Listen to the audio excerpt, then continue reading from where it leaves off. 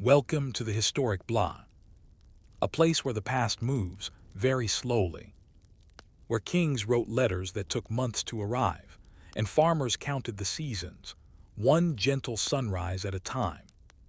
Tonight we'll wander through the calm corridors of history, no wars, no drama, just the quiet turning of time. So take a deep breath, let your thoughts drift like leaves on a still pond. And if you find peace in these sleepy stories, you can like, comment, and subscribe, not out of urgency, but simply whenever you wake up. For now, close your eyes and let history whisper you to sleep. Welcome to Beautifully Boring History. Now beginning. Story 1. Keeping warm in stone castles. The first thing you would notice, standing within the thick stone walls of a medieval castle in the heart of winter, is the cold. Not a crisp, bracing cold like you might feel outside on a snowy morning, but a damp, lingering cold, a cold that sinks into your bones and never quite leaves. Stone absorbs chill and keeps it, and while it makes for an impenetrable wall against invaders, it is far less accommodating for the human body. You might imagine the lord of the manor lounging by a roaring fire in his great hall, warm as toast. But warmth was a luxury, not a given.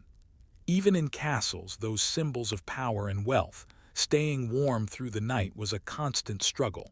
One fought with fire, wool bodies, and the occasional clever trick. Let's begin with the structure itself. Castles were built primarily for defense. Thick walls kept enemies out, but they also kept the heat out, especially during winter months. Windows, if present at all, were tiny slits built to shoot arrows through, not to let in light or warmth. Glass was scarce, expensive, and almost never used in castles before the 13th or 14th century. Instead, windows were covered with wooden shutters or oiled parchment, which offered little insulation. Even the main hearths, central to every great hall, were imperfect. The great fire, often burning at the center or at one end of the room, did not efficiently heat the space. Most of the heat rose immediately into the high rafters, disappearing into the smoke-blackened beams above. Chimneys were a relatively late addition to castle design, becoming common only in the late medieval period. Before that, smoke from the fire would drift out through a hole in the roof or just linger, filling the hall with a haze that irritated the lungs and eyes. People learned to adapt. Warmth came not from heating the space but from insulating the body. Layering was essential. Linen underclothes, a layer of wool, perhaps another, and finally a cloak or surcoat, each garment adding not just warmth, but also a layer of social meaning. Clothes were a statement, but also a survival tool. In the sleeping chambers, if one had the luxury of a private chamber at all, the bed itself was a fortress against the cold. Bed curtains were not decorative, but essential. Hung from a wooden frame, the curtains could be pulled shut to trap body heat, transforming the bed into a miniature room.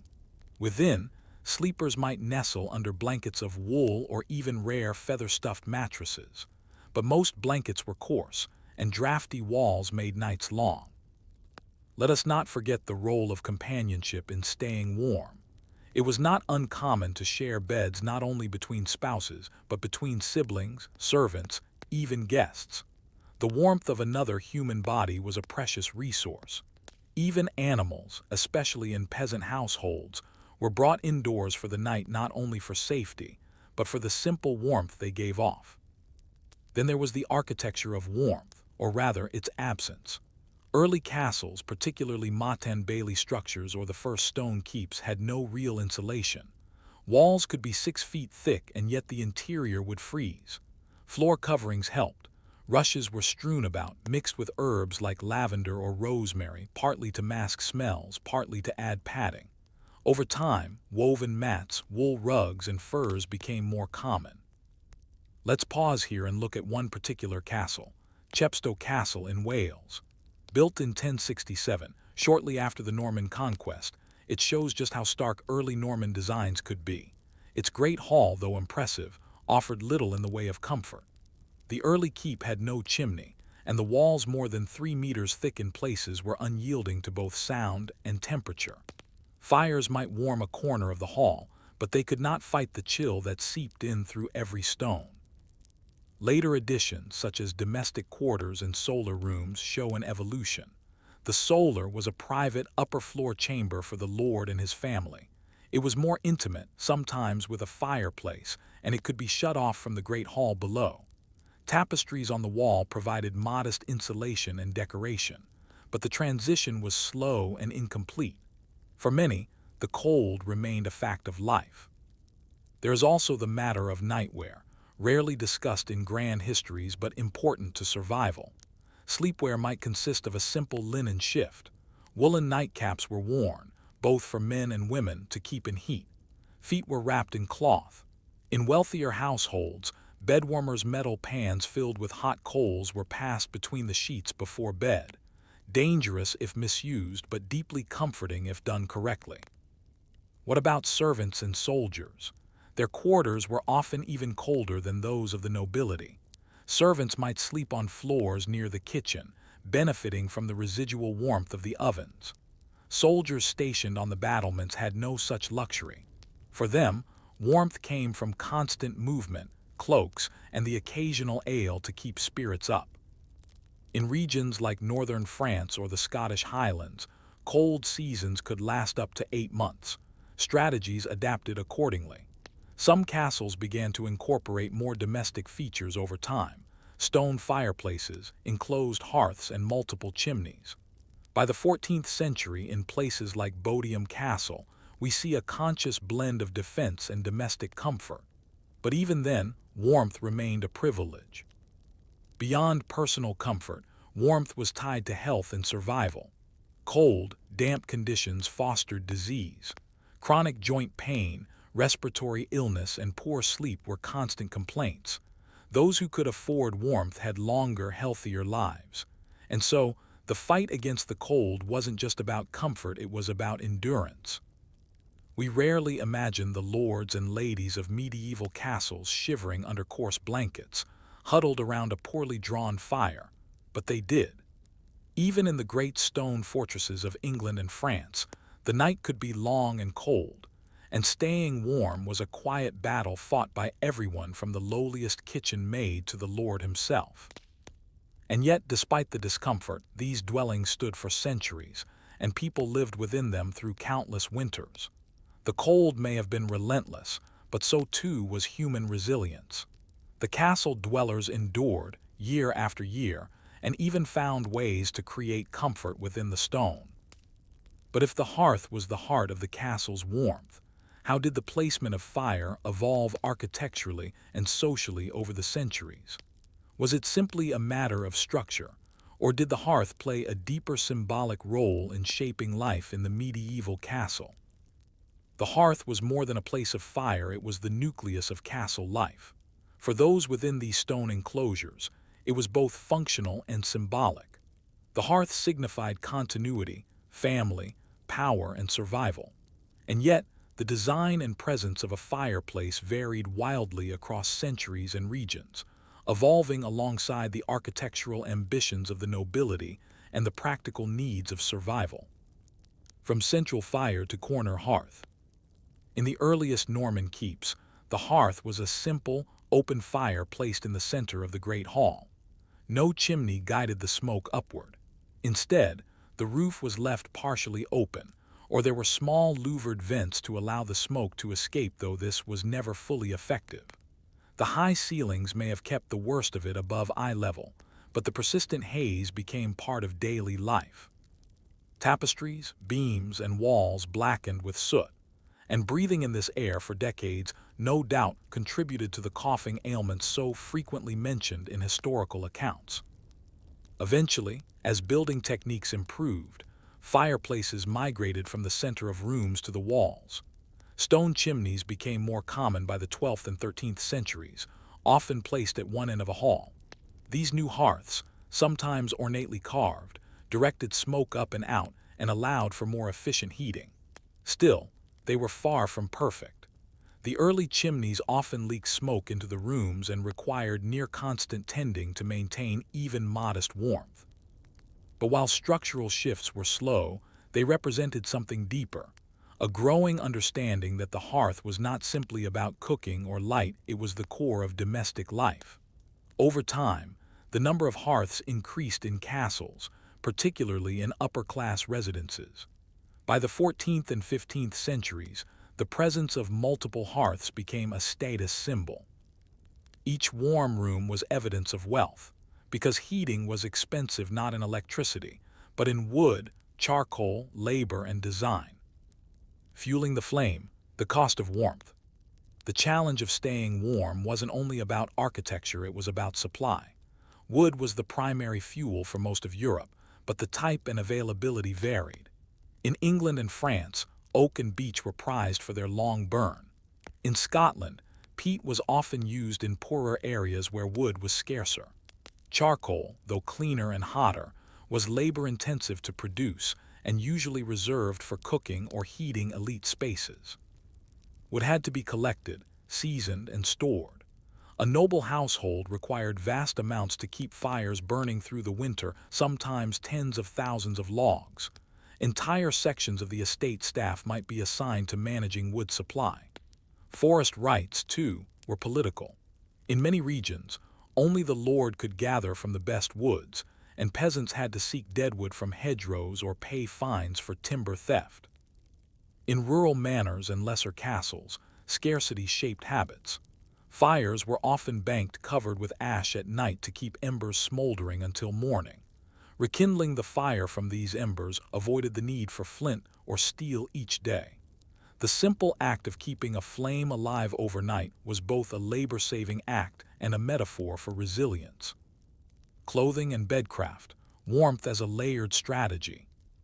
Within private chambers where fires might not reach, the battle against the cold continued in other ways. Bedding was a layered affair.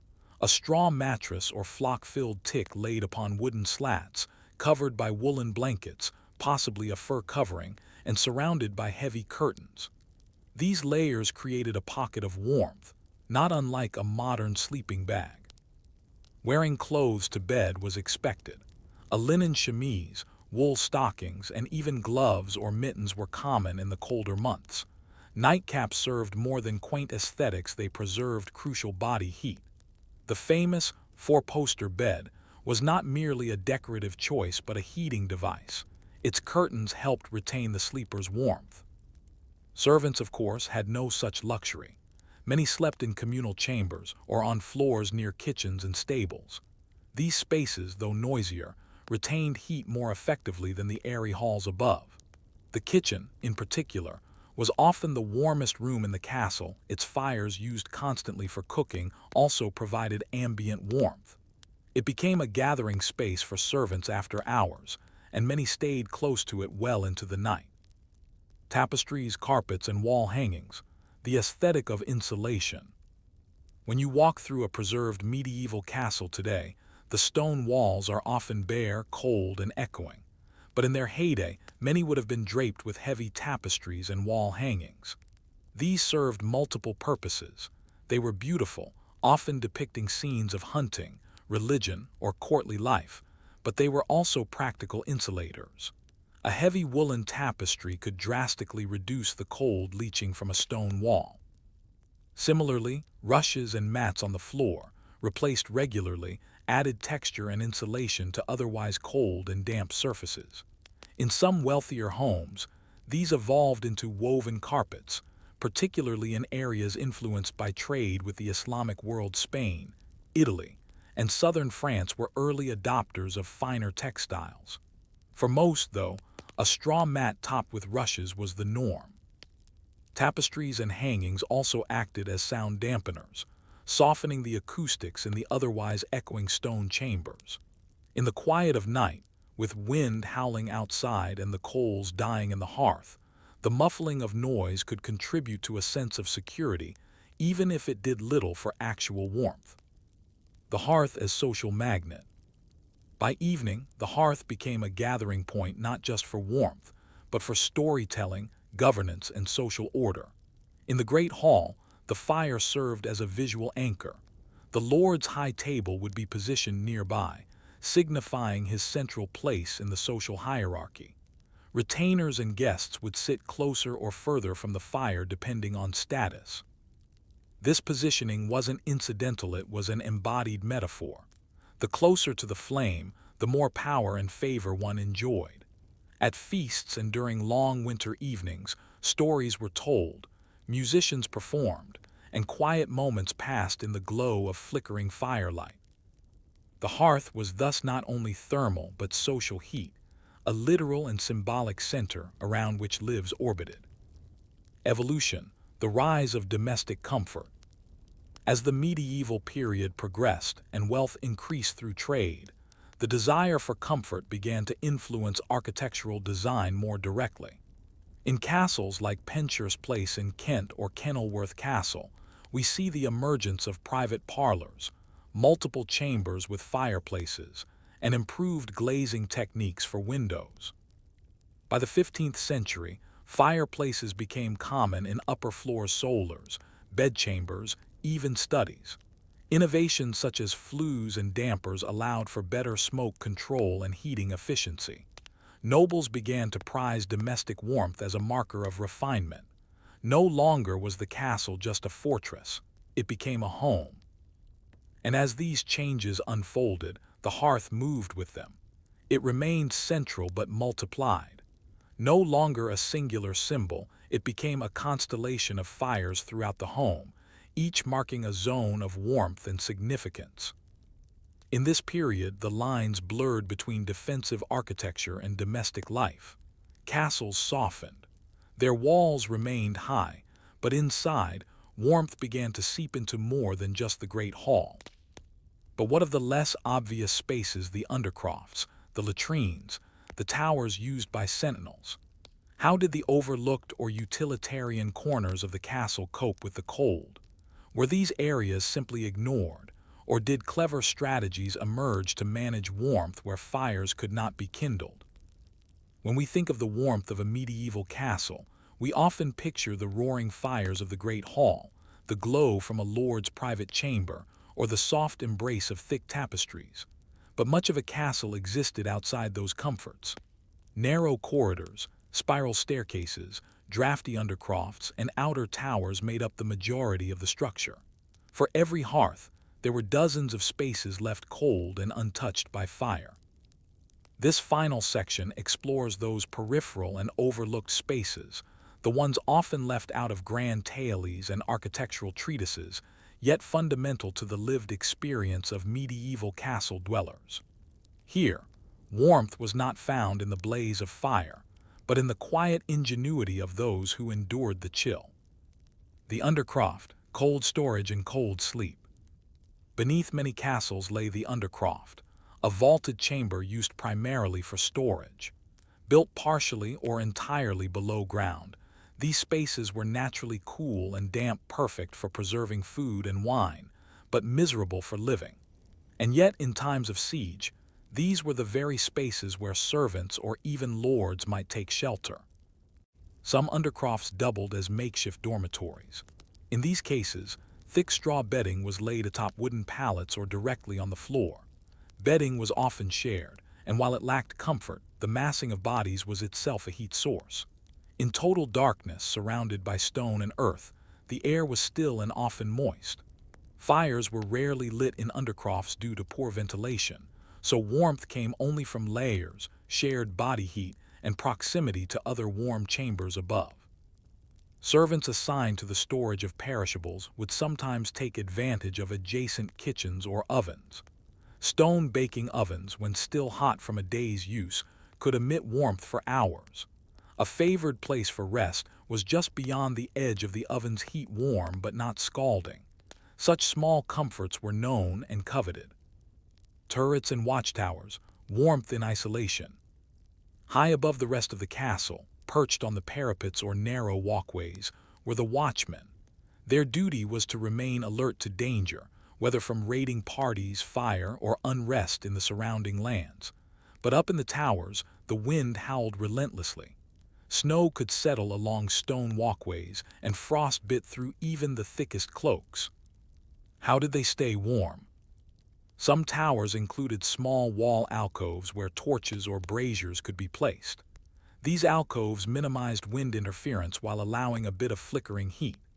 In rare cases, a simple fireplace might be installed in a tower chamber, particularly in later periods, but these were small and inefficient, more symbolic than functional. Instead, warmth relied on movement and routine. Watchmen rotated shifts frequently, descending to warm themselves by kitchen fires or hearths in the guardroom. Cloaks were often lined with fur, and layering was essential not for style, but for survival. Sheepskin mittens, woolen hoods, and thick leather boots became standard. Some guards resorted to more creative solutions. Hot stones wrapped in cloth were occasionally carried up from the kitchen to provide temporary warmth, tucked into pockets or held in gloved hands. These were a brief luxury gone cold within an hour, but made a difference in surviving the watch. Privies, passages, and other cold realities. Nowhere was the cold more immediate than in the castle latrine. Known by various names, privy, guardrobe, or necessary chamber, these were narrow, shaft-like rooms built into the thickness of outer walls. The shaft opened to the outside, often over a moat or cesspit. They were unheated, uninsulated, and entirely vulnerable to drafts. Cold air funneled through the waste chute and into the chamber, making the experience brief and bracing. In winter, frost formed along the interior walls, and on particularly cold nights, the stone seat itself could freeze. And yet, there were methods to mitigate this discomfort. Some nobles kept portable chamber pots in their chambers to avoid visiting the privy at night. In wealthier households, woolen seat covers or fur-lined garments were used. A few records even suggest that servants might be sent ahead to warm the seat with hot cloth or coals, a rare privilege. Meanwhile, servants using back passages and storerooms developed intimate knowledge of warm spots, walls that shared heat with the kitchen, corners near the laundry, or even beams above the bread ovens, which remained warm into the night. These pockets of warmth were claimed, shared, and handed down like secrets. Warmth by proximity, the role of animals. In the poorest households within castle grounds, or in simple manorial buildings, animals were part of the warmth strategy. It was not unusual for small livestock, goats, chickens, even pigs, to be kept inside at night. Their body heat raised the temperature of a room slightly, and they added both insulation and comfort. Horses and oxen in stables were similarly protected. The manure itself gave off heat as it decomposed. This wasn't just tolerated, it was understood. Children might play or rest near these warm mounds, and stable boys often slept in the hayloft above for warmth. Cats, useful for controlling rodents, were often found curled beside kitchen hearths. Dogs, especially in noble houses, were allowed to sleep in beds. The famous bedwarmer dog is well documented in inventories and portraits. Small breeds kept not for hunting, but specifically for providing heat. Seasonal adjustment and architectural shifts. By the late Middle Ages, castle design slowly adapted to meet changing expectations. With the growth of cities and increasing wealth through trade, comfort began to rival defense in importance. Larger windows with wooden shutters, glazed openings, and more spacious hearths became common in castles transitioning into residences. In castles like Haddon Hall in Derbyshire or Château de Langis in the Loire Valley, we see clear changes. Fireplaces in nearly every room, decorative chimneys, and even heated galleries. These were no longer purely fortresses, they were homes of status and relative ease. Still, for the majority, winter remained harsh. Travel was limited, harvests had to be stored properly, and health could deteriorate in the damp, cold months. Even with adaptations, the pursuit of warmth was constant. It shaped daily life, architecture, and behavior. Enduring the chill, a quiet testament to resilience. Perhaps the most overlooked aspect of medieval warmth is the mental and cultural adaptation. People accepted the cold not with ease but with endurance. Daily life was designed around it. Meals were hot and hearty, with soups and stews that could simmer over the fire for hours. feeding both body and spirit. Social customs revolved around the hearth, where people lingered in shared silence or quiet talk. Cold-shaped rituals, too, like the use of bed warmers, communal sleeping, or the prioritization of central rooms over corridors. Religious orders developed precise winter routines to minimize time in freezing chapels or drafty dormitories. Children learned early how to dress, where to stand, and how to spot warmth in the most unexpected corners. In a world without central heating, every ember, every curtain, every shared blanket became part of a larger survival strategy. The hearth may have anchored the castle, but warmth was everywhere, crafted by habit, by memory, by small and constant acts of care. Final reflection. The medieval castle was never truly warm, not in the way we understand it today. Its walls were built for war, not weather. Yet its people endured. Through layers of wool, through shared fires, through tapestries, animals, stories, and the slow ingenuity of habit, warmth was made where there was none. It was not the roaring fire alone that kept medieval castle dwellers warm through the night. It was their adaptation to discomfort, their quiet resilience, and their ability to transform stone into home through patience and practical wisdom. And as our central heating hums through the walls today, it's worth asking, how much of that quiet, enduring knowledge have we forgotten? Story 2.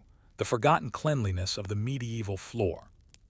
When you picture a medieval hall, you might imagine stone floors echoing underfoot, perhaps strewn with straw or rushes, scattered with chicken bones and the refuse of careless feasting. This is the popular image, noisy, dirty, and unkempt. But beneath this trope lies a quieter, more complicated reality. The medieval floor was, surprisingly, a space of intentional design, seasonal maintenance, and quiet domestic labor. In this section, we explore the strange and now forgotten world of rush-strewn floors, a practice that once shaped daily life across Europe, but which has since been dismissed or misremembered as filthy or primitive. In truth, it was a deeply practical solution, with regional variation, seasonal rhythms, and surprisingly rich sensory experience. The purpose of the rush. Let's begin with the rushes themselves. In England and much of northern Europe, rushes, long-stemmed plants such as Juncus effusus or Serpis lacustris, grew plentifully in wetlands and riversides. They were durable, absorbent, and once dried, pleasantly fragrant. For centuries, they were used as a natural floor covering, especially in great halls, churches, and private chambers. But this wasn't random strewing of dirty grass. In wealthier households, rushes were collected at specific times of year, often late summer, when the stems were long, dry, and sturdy. They were then bundled, transported, and carefully laid out, often layered several inches thick. The goal was not merely to provide a soft surface, but to offer insulation, absorb moisture, mask odors, and even act as a primitive filtration system against dust. Rushes had to do the work that modern carpets, underlays, and floorboards do today, while being entirely biodegradable and easily replaced. In many ways, they were an elegant, low-tech solution. The seasonal rhythm of cleanliness. Contrary to modern myths, rushes were not simply left to rot indefinitely. In manor houses and castles, especially where the staff was ample, the rushes were changed regularly, once or twice a year in most places, more often in the households of wealthy or fastidious lords. Records from household accounts and church inventories show payments for rush cutting and floor strewing as regular line items. When rushes were replaced, the process was thorough. Old layers were raked up, removed, and burned or composted. Floors were swept, sometimes washed with vinegar or herbal water, and new rushes were laid in clean patterns. Aromatic herbs, lavender, rosemary, meadowsweet, even mint, were often mixed in. These weren't just for smell, but for pest control and antibacterial properties. Imagine the transformation.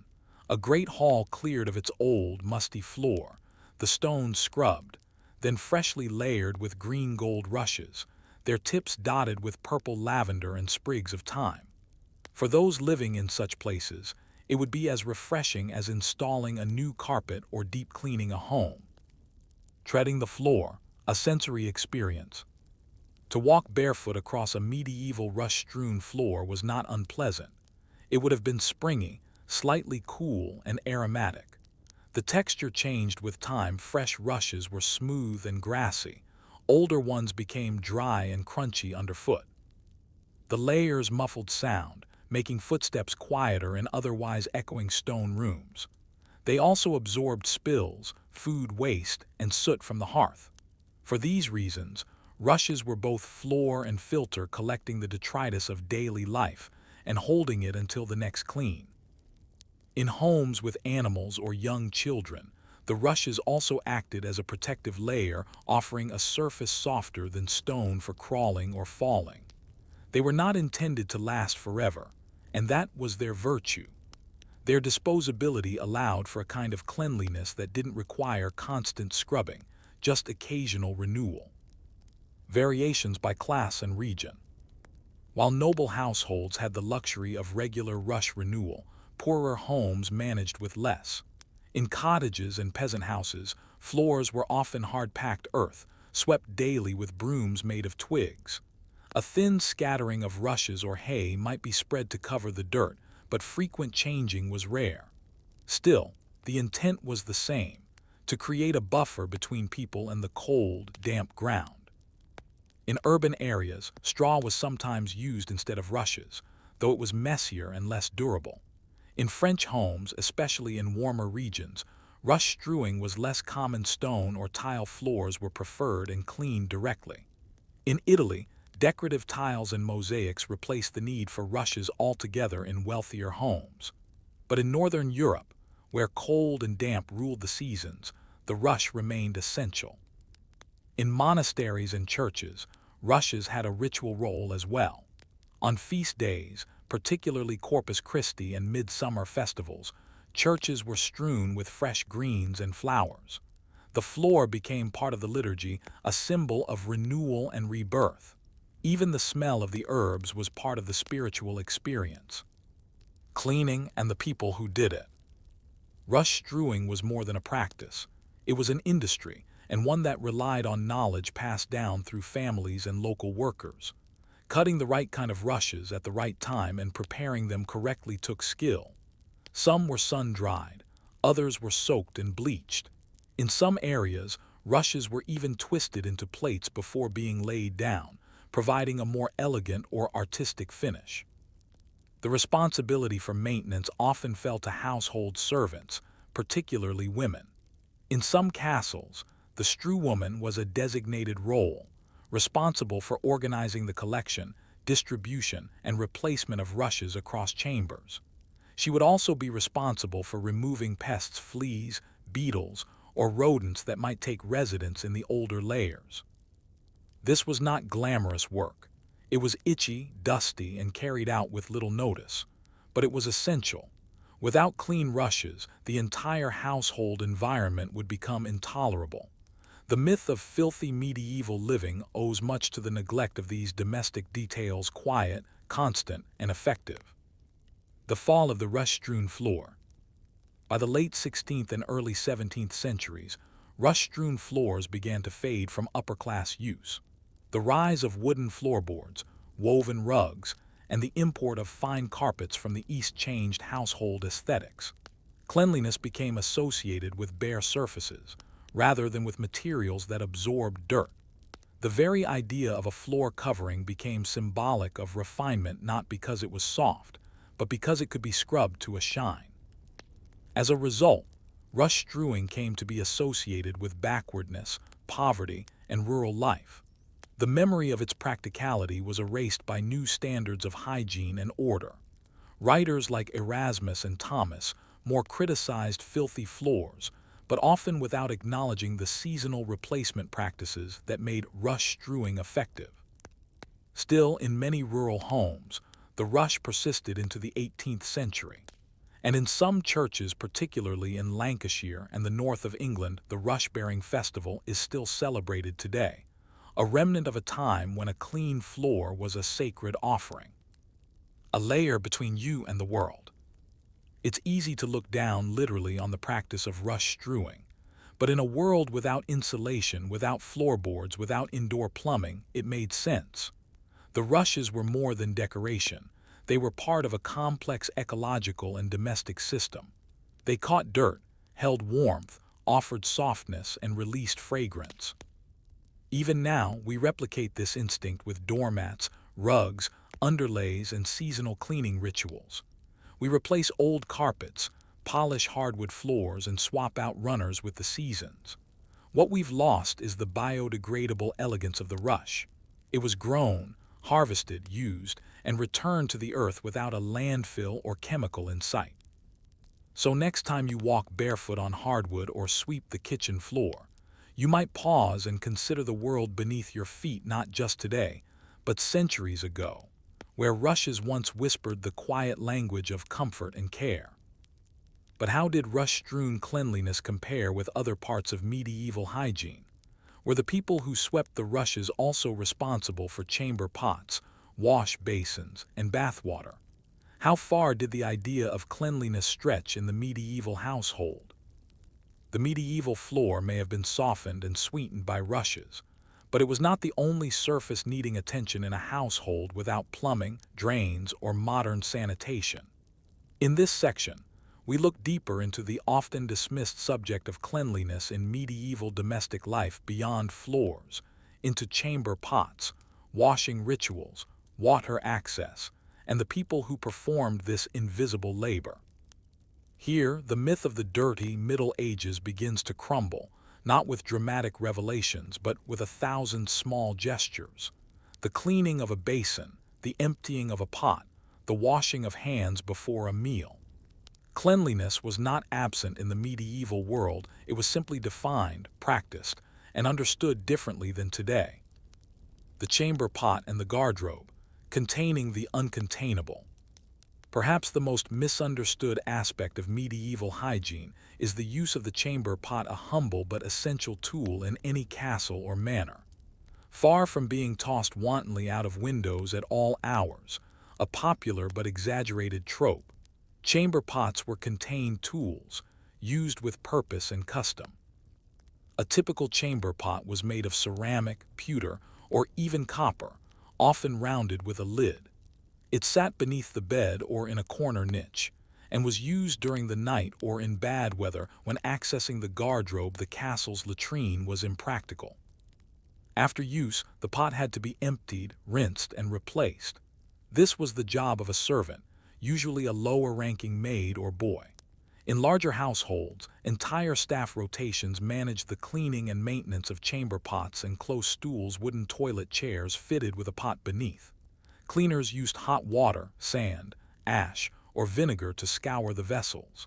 Linen cloths soaked in herbs were also used to combat odor. The garderobe, built into the stone wall, typically overhung a moat or chute that led to a cesspit. Despite being a fixed part of the building, it was still just a hole, and in cold weather, a particularly punishing one to use.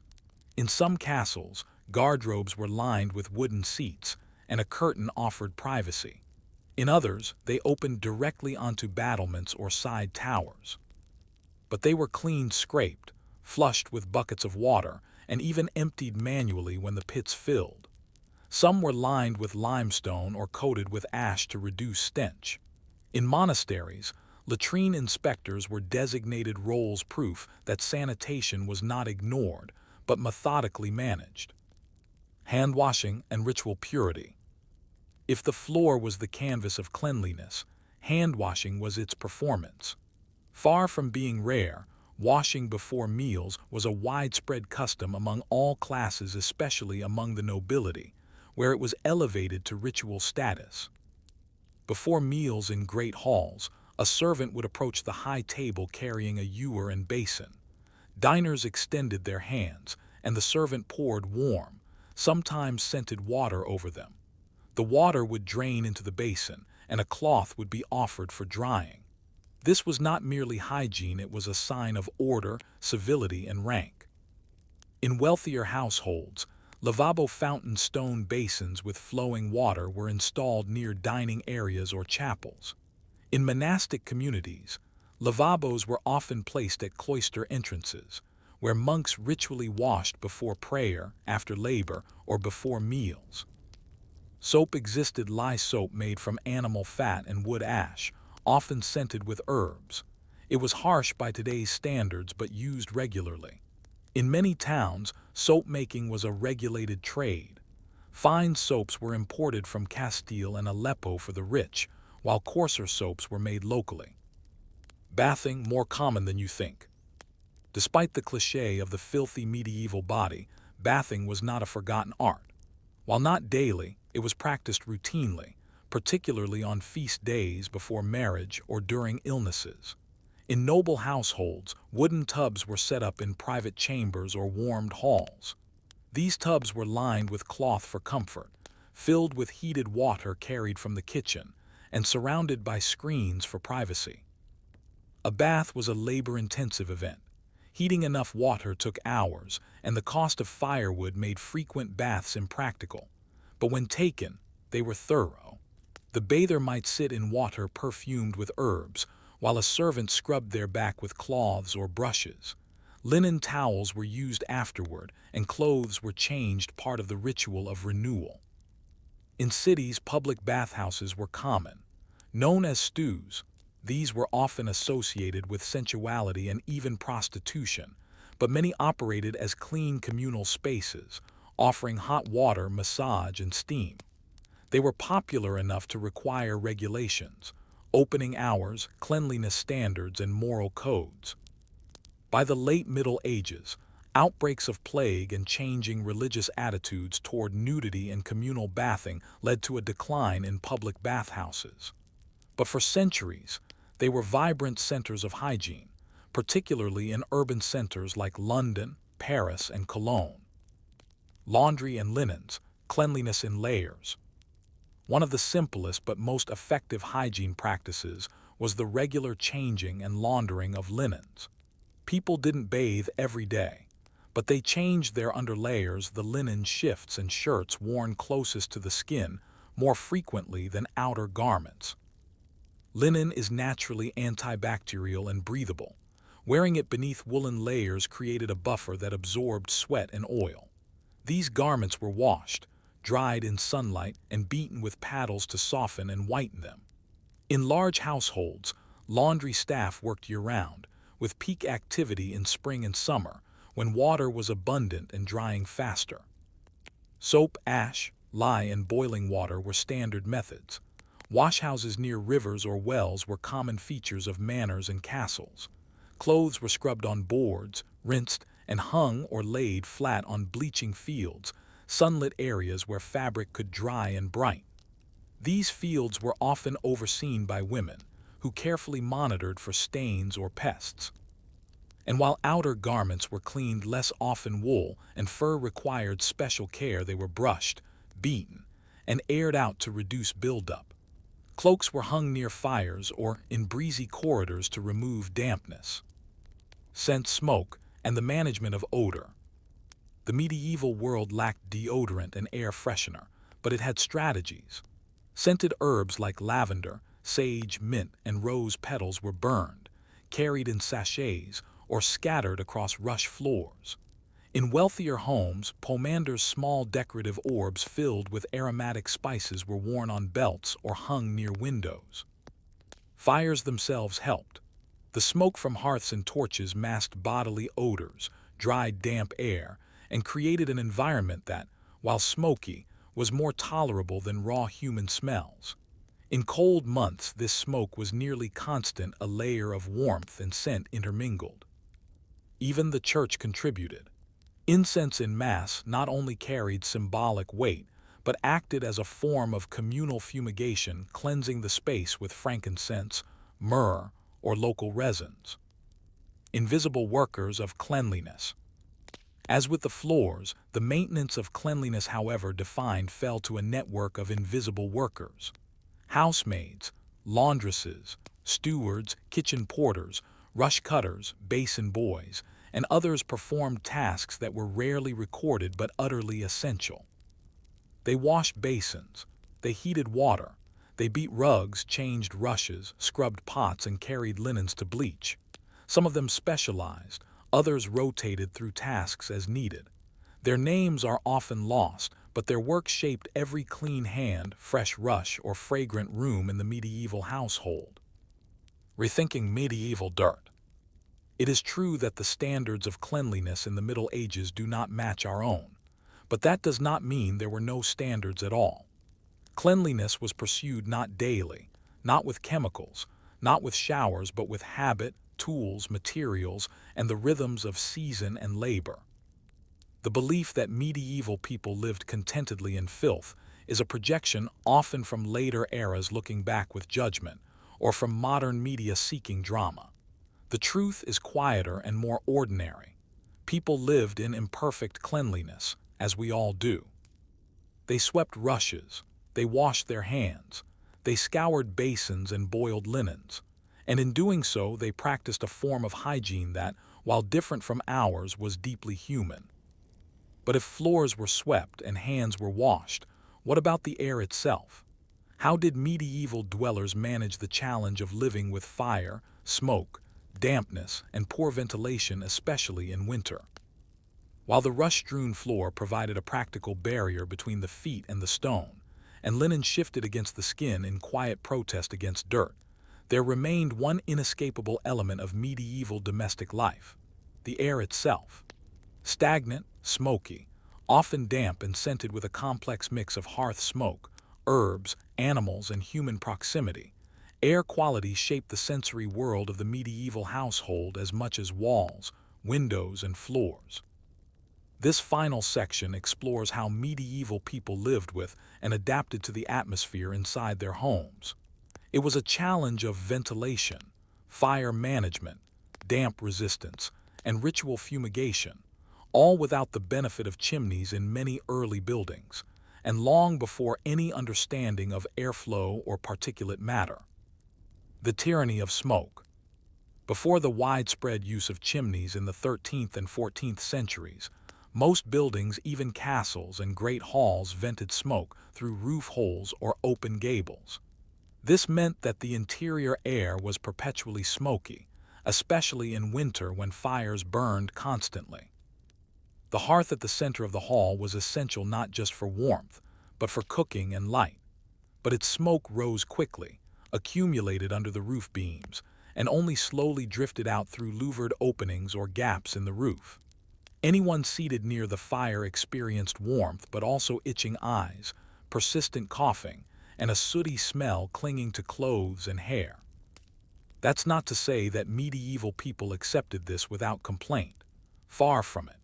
The invention and gradual adoption of chimneys revolutionized air quality in domestic architecture. By channeling smoke upward and out through the wall, chimneys allowed rooms to remain smoky but breathable. They also enabled the placement of fires in upper chambers, private rooms, bedchambers, and kitchens. The earliest known chimneys date from around the 12th century in England, but it wasn't until the 14th and 15th centuries that they became widespread in castles and manor houses. Even then, many homes remained chimneyless, and smoke continued to shape the experience of indoor life. Windows and the management of air. Open windows were one solution, but only in warmer seasons. In the depth of winter, windows were usually shuttered tightly or covered with oiled parchment, linen soaked in animal fat, or wooden boards, all of which kept out the cold but also trapped in moisture and odors. Where glass existed, it was rare and often made of small, round panes set in lead, limiting visibility and light. Opening windows was possible, but dangerous, inviting in rain, wind, and robbers, depending on location and social status. Despite this, many medieval homes were designed with natural ventilation in mind. Cross breezes were encouraged through opposing doors or vents, and high ceilings helped keep smoke above head height. Tapestries, rushes, and canopies helped trap and direct air currents. Still, air quality remained an ongoing struggle. Damp, the unseen enemy. Far more insidious than smoke was dampness, the ever-present consequence of stone walls, packed earth floors, and heavy northern rains. Castles, particularly those with stone foundations built into the soil, often suffered from rising damp, which would leach moisture into walls, bedding, and storage rooms. Damp didn't just make things unpleasant. It encouraged mold, mildew, rot, and respiratory illness. Bedding became musty, books warped, clothing mildewed. In response, households developed strategies. Beds were raised off the floor on wooden frames. Rushes were layered extra thick in basements and ground-level rooms. Tapestries and garments were regularly aired out by hanging them in breezy corridors or near hearths. Food was stored in high dry cupboards or suspended from beams in baskets to avoid mold. Limewashing the interior walls helped to seal stone and prevent moisture absorption. The fight against damp was seasonal and constant, and it fell primarily to women maids, housekeepers, and laundresses who spent their days turning, drying, and caring for textiles. The role of fragrance and fumigation. To cope with smoke, damp, and bodily odors, medieval households turned to an aromatic arsenal of herbs, incense, and resins. Some strategies were spiritual, others medical, and still more were simply comforting. Fumigation, or the deliberate burning of fragrant substances, was common in both churches and homes. Frankincense, myrrh, juniper, and pine resin were burned in censers or placed on hot coals to create cleansing smoke. In religious contexts, this had ritual meaning. In domestic ones, it was used to clear sick rooms, refresh linens, or mark important events like childbirth or mourning.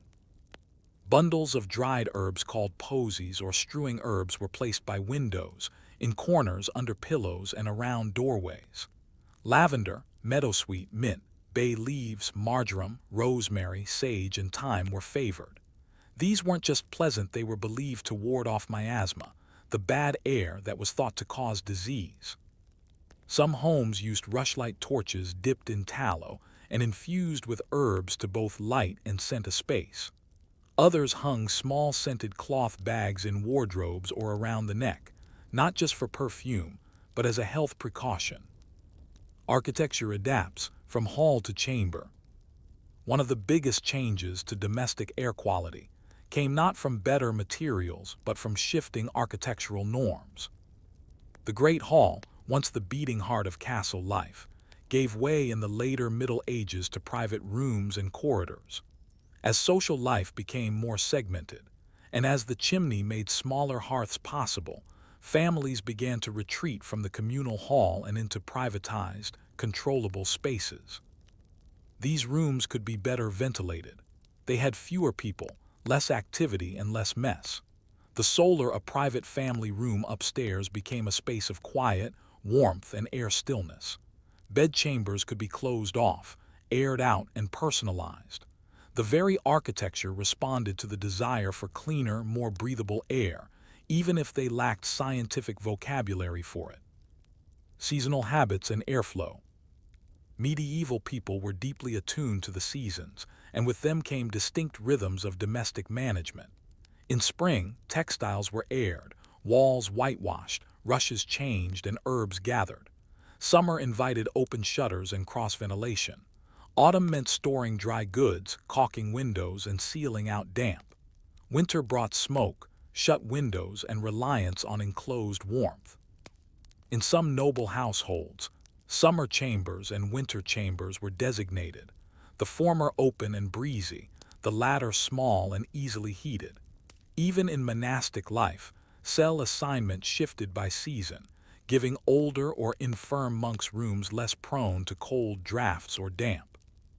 These subtle shifts show a deep practical knowledge of air management, even in the absence of science. Households knew which walls stayed dry, which corners stayed warm, and which passages funneled wind. The rhythm of the year brought with it not just feasts and fasts, but an entire calendar of air care. Final reflection, breathing in the past. Today we breathe filtered air, controlled by thermostats, humidifiers, and ventilation systems. But in the medieval world, air was a living force, smelled, felt, carried, fought, and feared. It could be holy or dangerous, comforting or oppressive. And the home was not a sealed-off shell but a porous vessel breathing in the world, season by season. Cleanliness was not a myth. It was lived in rituals of floor renewal, basin washing, linen laundering, and fragrant smoke. The people who managed these practices, mostly women, mostly servants, carried an uncelebrated wisdom, rooted in everyday survival.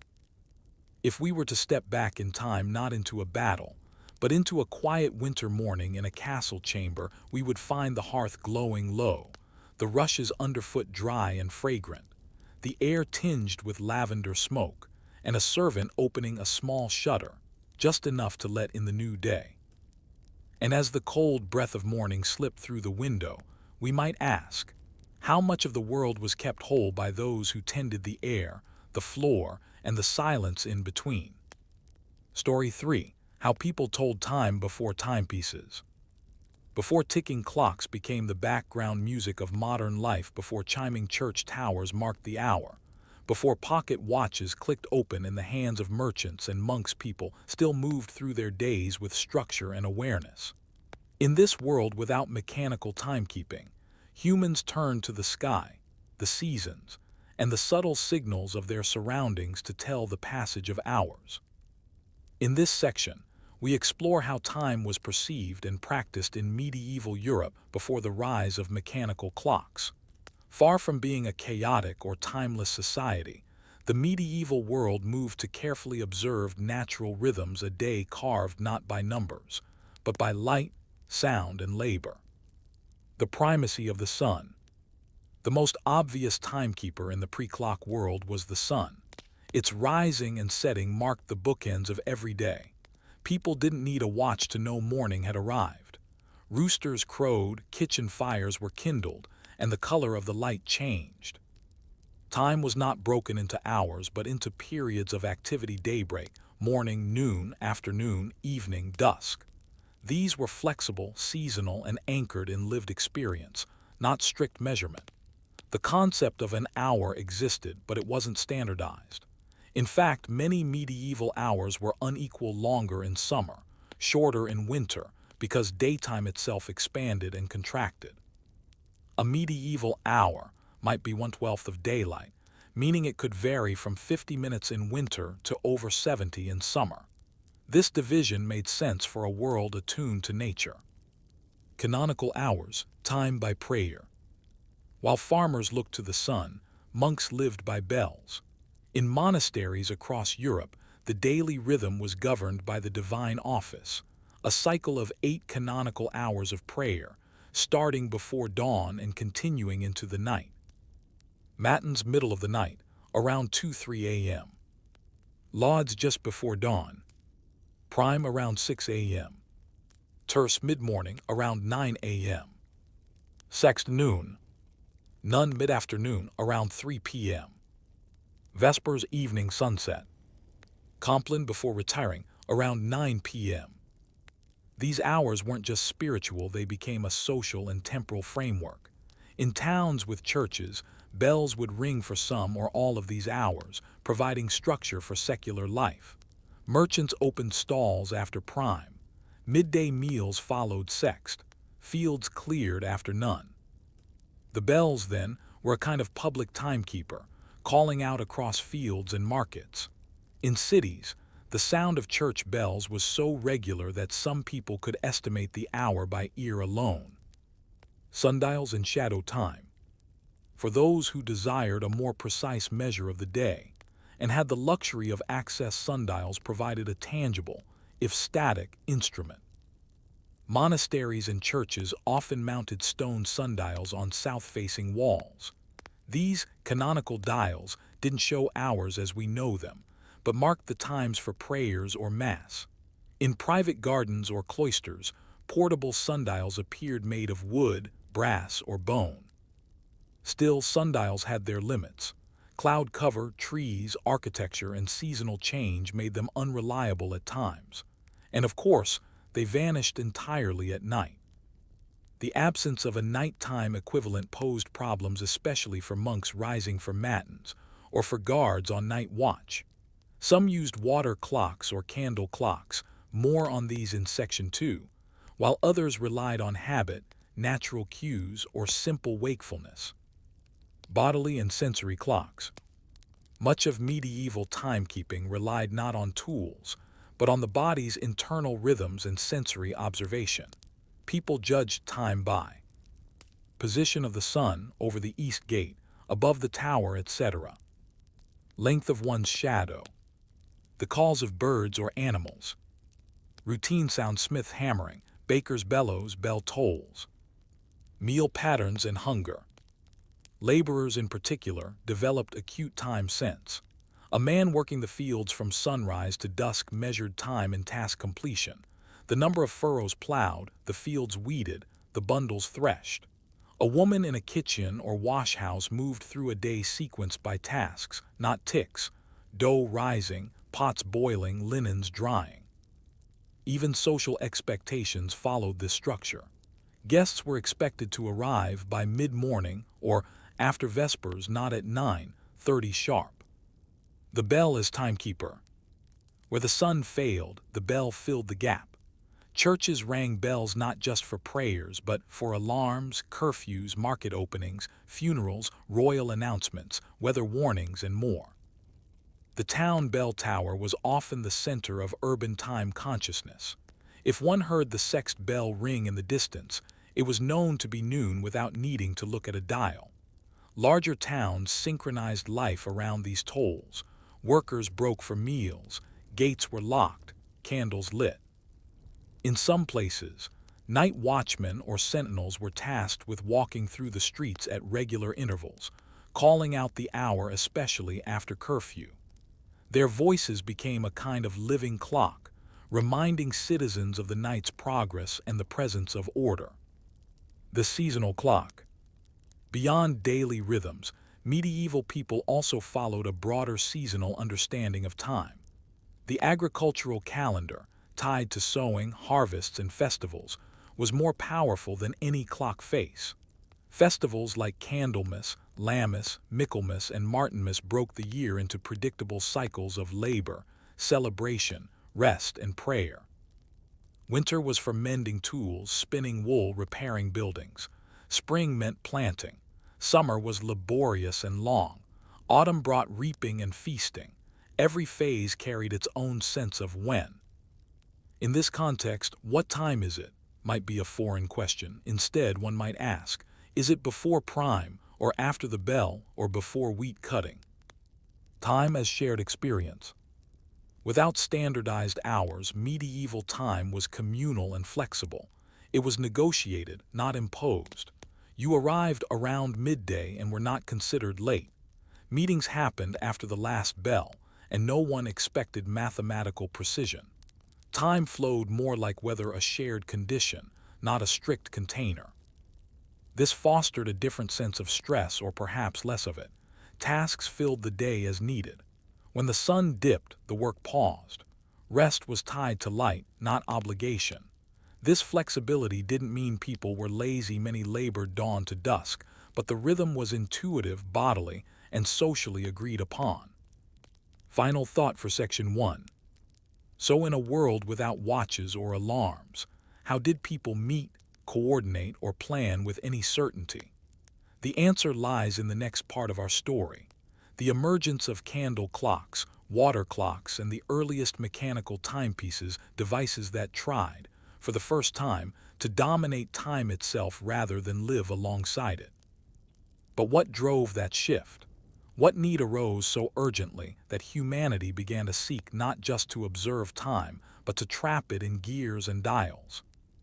We saw how the rhythms of sun and sound gave medieval life its structure, fluid, communal, and natural.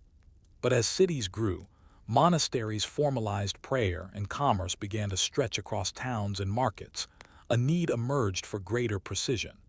A new kind of timekeeping, mechanical, measurable, and increasingly universal, was about to reshape how people experienced their days. This section explores the transition from natural time to mechanical time, focusing on the ingenious, often overlooked technologies that bridged that gap. Water clocks, candle clocks, hourglasses, and the earliest mechanical clock towers. The water clock clepsydra, liquid time. Long before mechanical gears ticked through hours, people told time with water.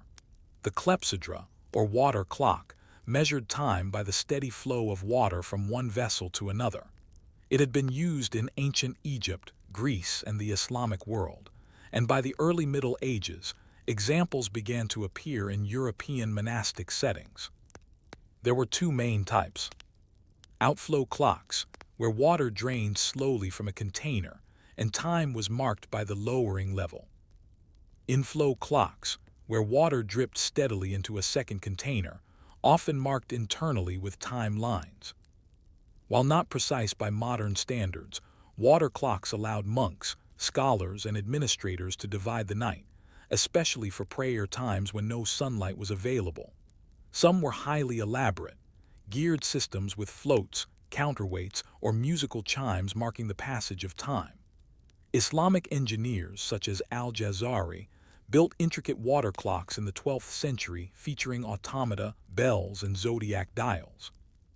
In Europe, monastic communities used simpler versions. These devices were kept in cloisters or scriptoria, useful for timing silent reading periods, study, or meditation. In some abbeys, a monk was assigned to watch the clepsydra and ring a bell at intervals, a living link between mechanical and social time. But water clocks had flaws. They were sensitive to temperature changes, evaporation, and flow inconsistencies. Freezing temperatures in winter rendered them useless, and they were often too fragile for outdoor or communal use. Enter the candle clock. The candle clock, time by flame. The candle clock offered a portable and remarkably elegant solution to timekeeping.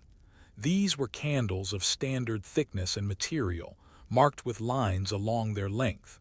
As the candle burned down, the passage of time could be tracked. Some candles were crafted to burn 1 inch per hour. Others incorporated metal balls or nails, which fell into a tray with a chime at each hour mark a tactile and auditory time cue.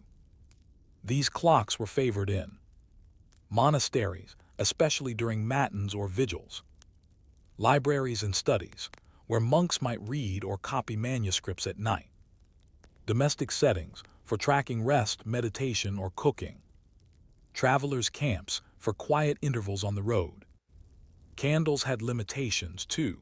Wind could alter their burn rate, and high-quality wax was expensive. But they offered silent, warm light and a private experience of time. One didn't need to hear a bell or see the sun, just observe the flame and its slow, inevitable descent.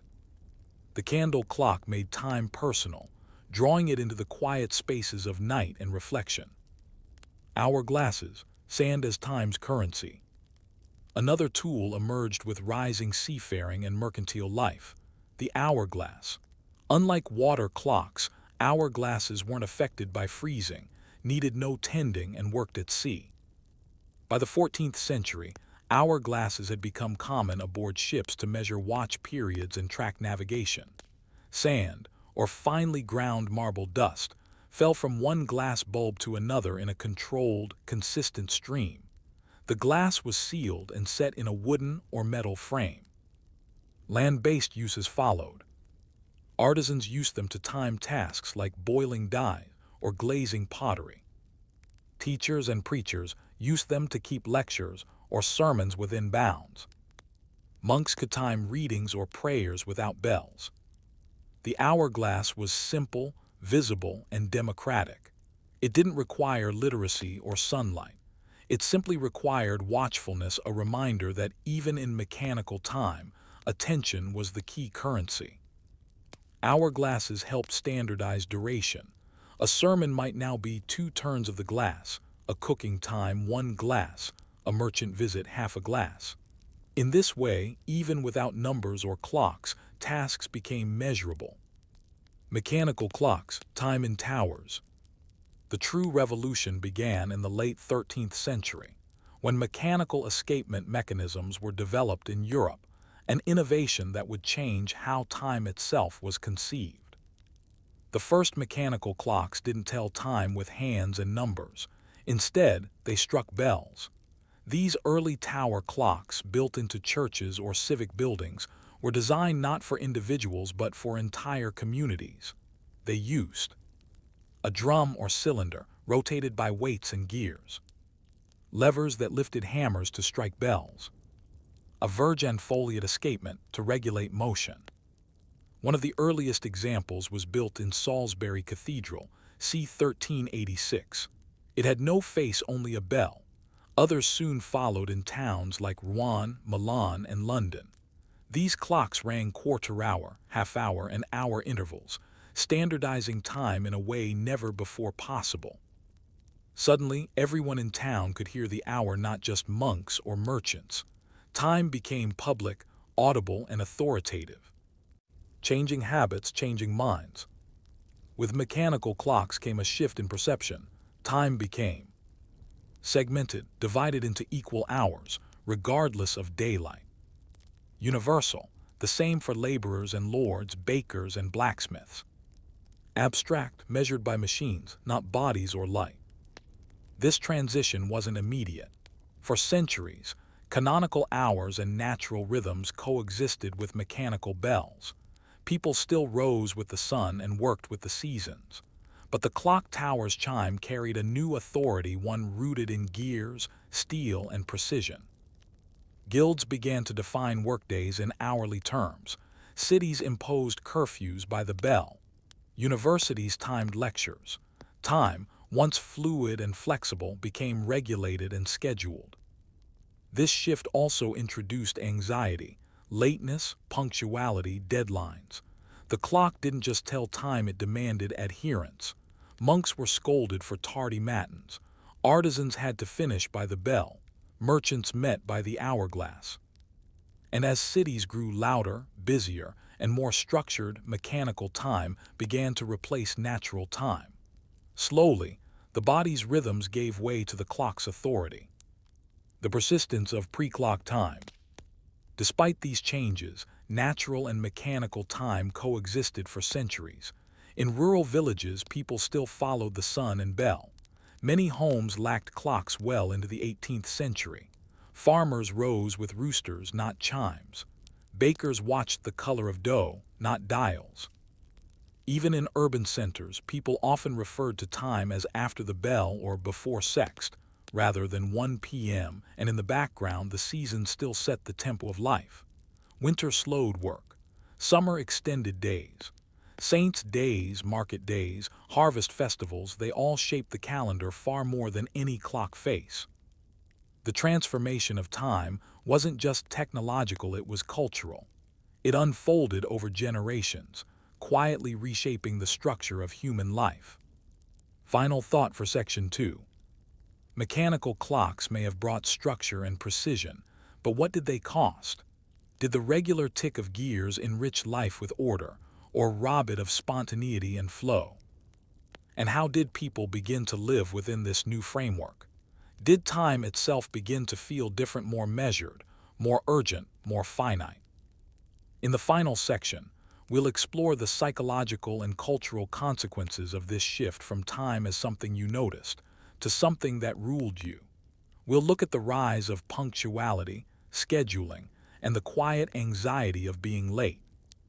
As bells began to strike with machine-like regularity, and hands began to sweep across clock faces on towers, pocket watches, and domestic walls, something profound changed, not in technology alone, but in how time was felt, lived, and obeyed. In this final section, we trace the cultural transformation that occurred as mechanical time became social time, how the abstraction of hours changed labor, rituals, and even human psychology.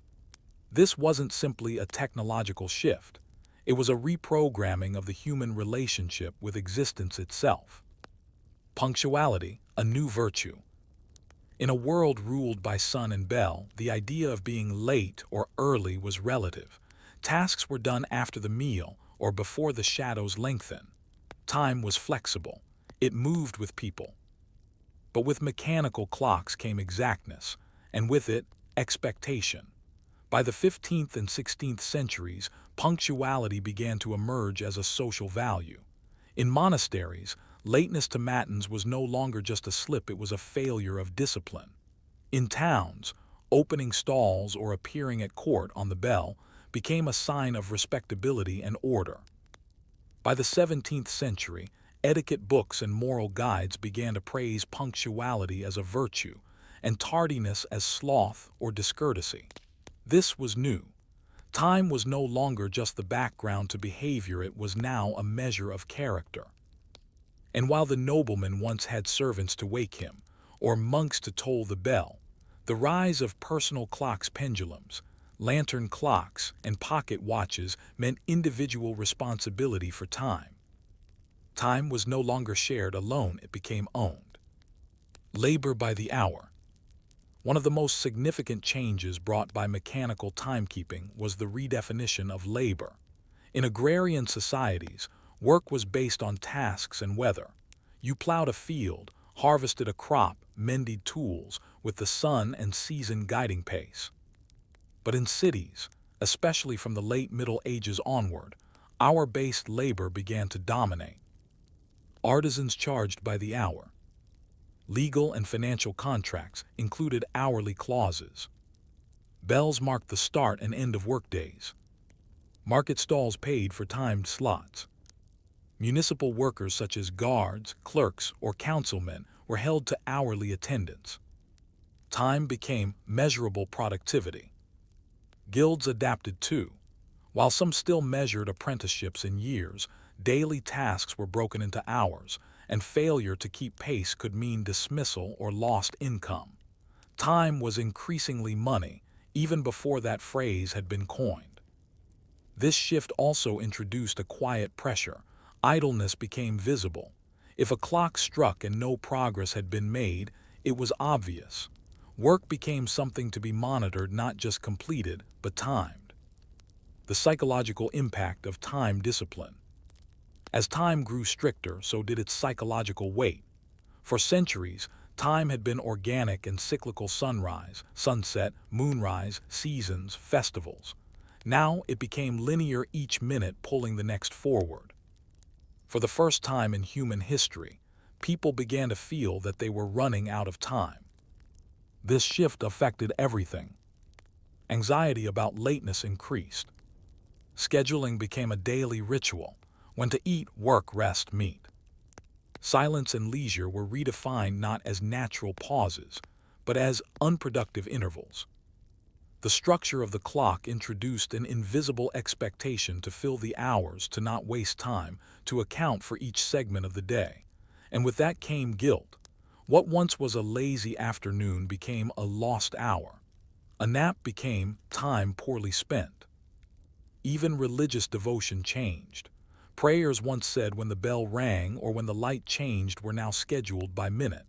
Confession times, mass times, weddings began to start at 2 o'clock sharp. Time and social class. Access to precision timekeeping remained a marker of class. A noble household might own a wall-mounted clock, and a wealthy merchant might carry a pocket sundial or watch. But for the average peasant or tradesperson, time remained tethered to the church bell, town crier, or natural signs. Still, the pressure of clock time trickled down. Apprentices were expected to report at the bell. Tenants owed rent by the quarter-day. Market sellers needed to be present for timed stalls. The growing towns became environments where everyone moved to a tighter rhythm, even if they couldn't measure it themselves. This also contributed to the rise of time discipline as a form of control by employers, church officials, teachers, and civic leaders. Being on time became a way of being obedient, even respectable. The quiet resistance of natural time. Despite the spread of mechanical time, many people continued to live alongside natural rhythms. Farmers followed sunrise. Shepherds listened for birdsong. Gardeners watched for dew. Fishermen timed their days with tides and moonlight. In some regions, folk time persisted. Days were measured by the length of a prayer, the sound of a dog barking, or the crowing of the third rooster. Tasks were still done between dawn and dusk, and meals taken when the bread is ready.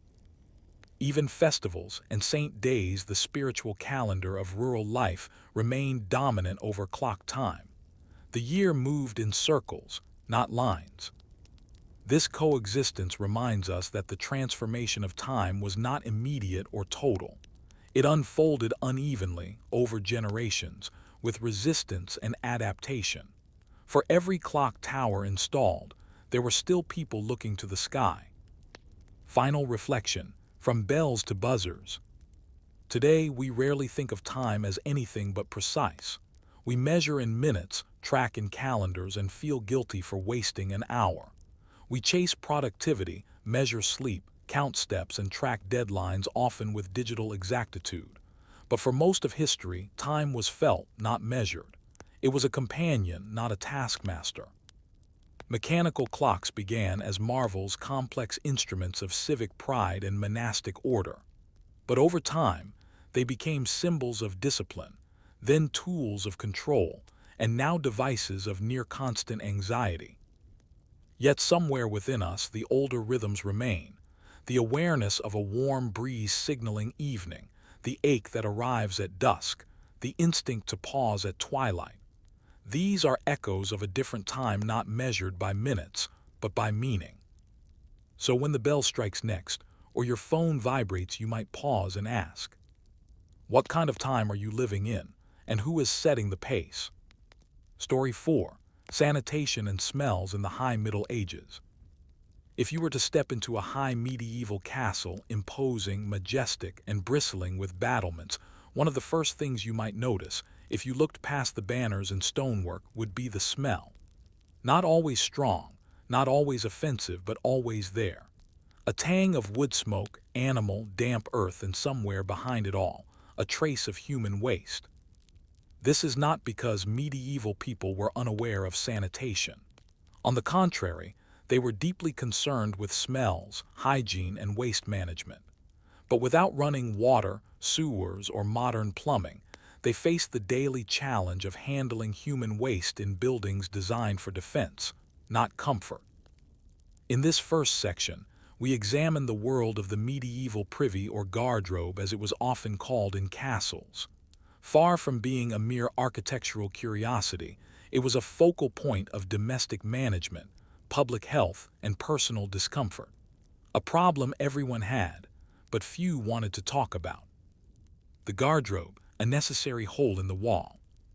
In castles and fortified houses, the main solution to bodily needs was the garderobe. Unlike modern toilets, this was not a separate room or internal fixture. It was a chute or shaft, built into the outer wall of a tower or keep, projecting away from the structure in a small chamber. Waste fell directly down into a pit, moat, or open air. The name garderobe originally referred to a place where clothes were stored. But over time, the term became attached to latrines themselves, perhaps because garments were hung in these drafty shafts, the ammonia fumes from the waste believed to kill lice. Sanitation and wardrobe, an unlikely medieval pairing. The design was simple. A stone or wooden seat was built into a small recess. A hole in the seat opened to a vertical shaft, sometimes straight down, sometimes at an angle. Waste would fall into a cesspit, the outer moat, or even just a cliffside. In wealthier households, garderobes had wooden doors, ventilation slits, and occasionally curtains for privacy. In a castle like Dover or Conwy, entire rows of garderobes were built into the outer walls, cleverly hidden behind defensive architecture. The smell was expelled by the wind. The waste, well, it landed where it landed. Pits, moats, and management. The challenge with this system was not just where the waste went, but what happened afterward. If the waste fell into a cesspit, that pit would eventually fill. Someone, almost always a low-ranking servant, would have to shovel it out by hand, often under cover of night or in foul weather. This was a regular, unpleasant, but essential job. In some castles, the waste dropped directly into the moat, a choice both practical and deeply flawed. Moats were already stagnant and prone to algae. Adding human waste turned them into pungent breeding grounds for disease. But they kept the guardrobe functioning, at least in theory. Moat fouling was such a concern that some later castles designed latrines with removable chutes, allowing waste to be diverted during sieges, when moat water might be needed for drinking. This kind of foresight hints at a surprising fact. Medieval people were acutely aware of sanitation risks, even if their solutions were primitive. Shared privies and smell hierarchies. Within castles, privacy was rare. Most guardrobes were shared among multiple people, lords, ladies, children, guests, and servants alike. Only the wealthiest might have a private chamber with its own latrine. In some castles, a guardrobe tower served a dozen rooms. Servants typically used lower guardrobes, often near kitchens or stables. These were the least maintained, coldest, and most unpleasant. Lords and ladies had guardrobes in upper floors, better ventilated and cleaned more regularly. Smells were not just inconvenient, they were social markers. A foul-smelling room indicated poor servants, bad management, or neglect. In contrast, a well-kept privy was a sign of order and refinement. Herbs were scattered on the floors, lime was poured down the shafts, and rushes or straw were used to absorb liquids. The smell hierarchy extended into other areas. Latrine proximity influenced room assignments. Important guests were placed far from guardrobe shafts. Kitchens were ideally separated by corridors or courtyards from waste chutes. In well-planned castles like Bodiam or Kenilworth, these details were built into the very walls.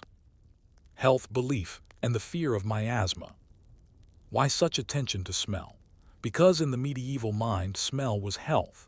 The theory of miasma, that disease spread through bad air, shaped architecture, medical practice, and daily habits.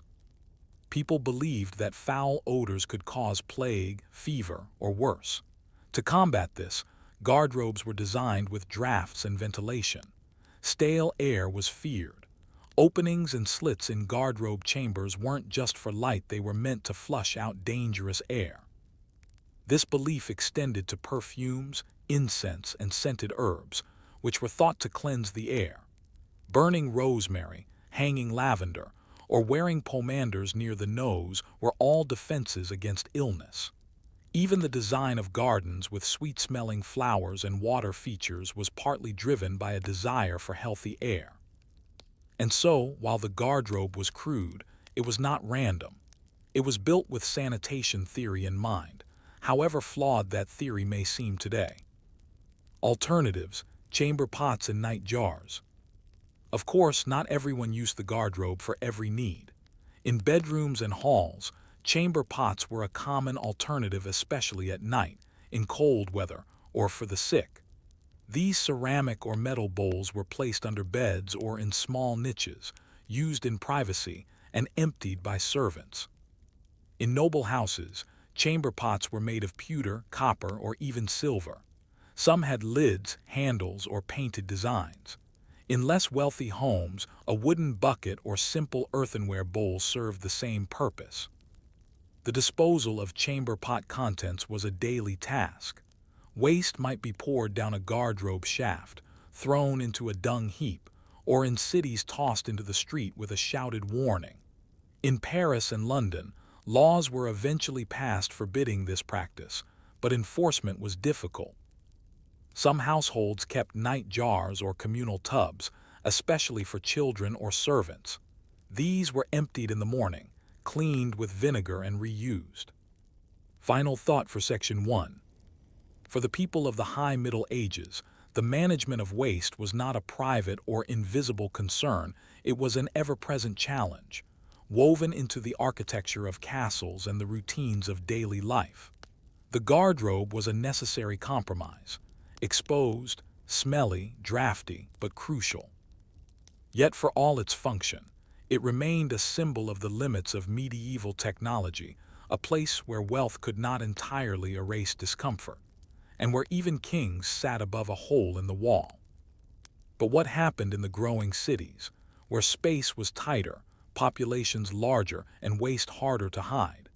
How did medieval towns deal with the same sanitation problems without the luxury of moats or towers?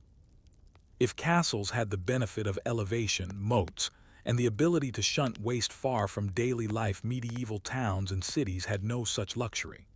Packed with homes, shops, workshops, inns, taverns, and churches, all within tight stone walls, urban centers faced a sanitation problem on a much greater scale. And the consequences were visible, audible, and most of all olfactory. In this section, we descend from towers and ramparts into the stone-paved streets of medieval cities, where the stench was not only an inconvenience, it was a public hazard, a social insult, and a spark for civic innovation. Cities like London, Paris, Cologne, and Florence tried again and again to tackle the unavoidable challenge of human and animal waste in confined space.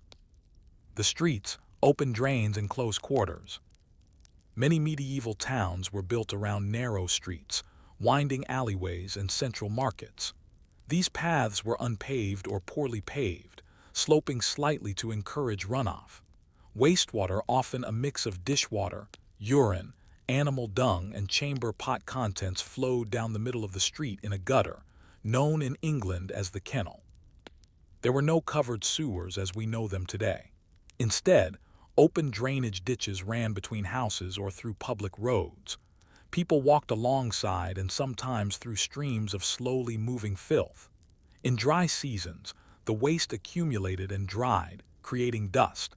In wet seasons, it turned to foul-smelling slurry, flooding low-lying areas. Merchants often built stalls right above these gutters, with boards placed to walk over. Many wore long robes or wooden pattens, platform shoes, to protect themselves. The stench was constant and accepted, but not without complaint. The chamber pot conundrum. Within private homes, the most common toilet was the chamber pot. This applied to the rich and poor alike. These pots were usually kept under beds or behind curtains and were emptied into the street, the gutter, or a communal midden. Regulations attempted to control this. In London, for example, by the 14th century, it was illegal to empty chamber pots into the street during daylight, a practice that suggests the problem wasn't the act itself, but its visibility and public nuisance. Offenders could be fined, and in some towns their names were publicly posted. People shouted warnings before emptying their pots. Garde-à-l'eau, in parts of Britain, derived from the French gardes à l'eau, watch out for the water.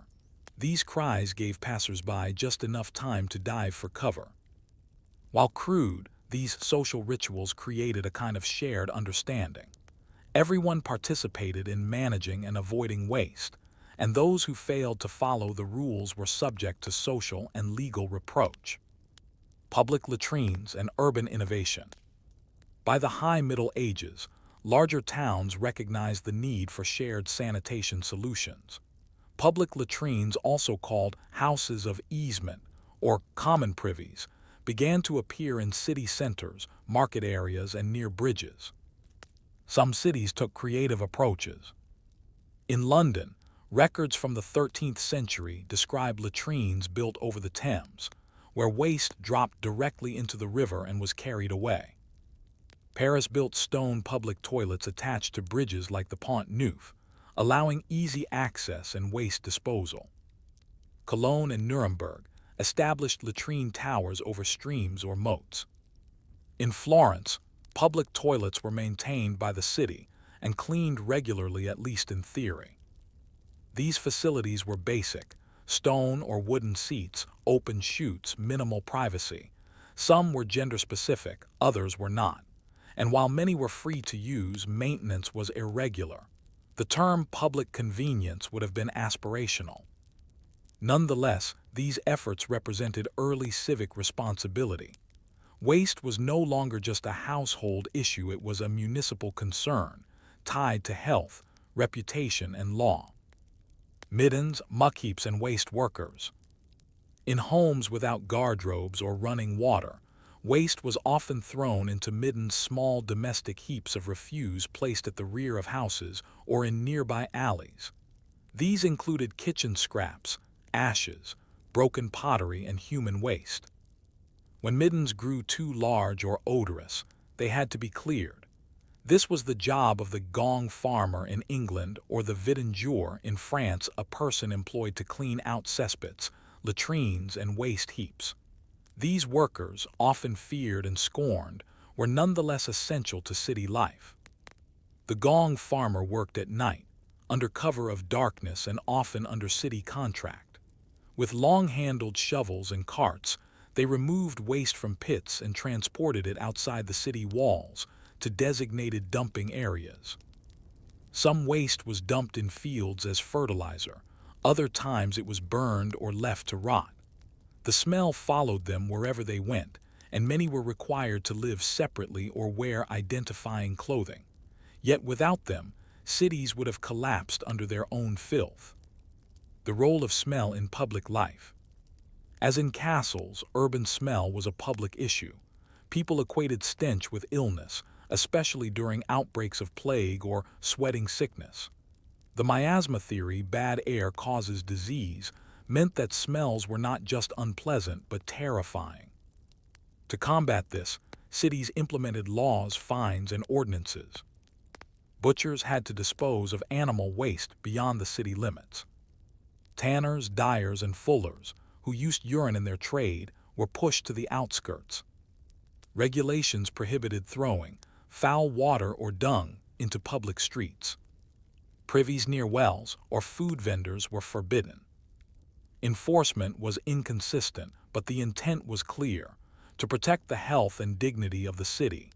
Smell, in a very real sense, was a metric of civic order. People also took personal precautions. Homes and shops displayed herbs, flowers, and perfumes. Windows were shuttered, incense burned, and cloth soaked in vinegar was hung near beds. These were more than comforts, they were seen as necessary protections. Gender, class, and access to cleanliness. Access to private latrines or well-maintained privies often depended on wealth. Wealthier homes had internal guardrobes or enclosed booths. Some even paid to have waste removed privately, rather than relying on public latrines. Women, in particular, faced challenges. With limited access to public spaces and concerns for privacy and safety, they relied more heavily on chamber pots, night jars, and domestic routines. In some cities, female-only latrines were built, but these were rare and often neglected. Lower-class laborers, servants, and travelers used public facilities, open ditches, or secluded corners. In markets or fairs, temporary latrines were sometimes built, but more often, people simply made do, and the waste was left behind. Final thought for Section 2. Urban medieval life meant living close to your neighbors, your animals, and your waste. And yet, within that closeness emerged creative, communal, and surprisingly systematic efforts to manage the unavoidable. Privies, pits, and pot emptying might seem primitive today, but in context, they represented real civic progress. Still, for all the rules and remedies, the smells remained. People covered their noses, burned herbs, and prayed for wind.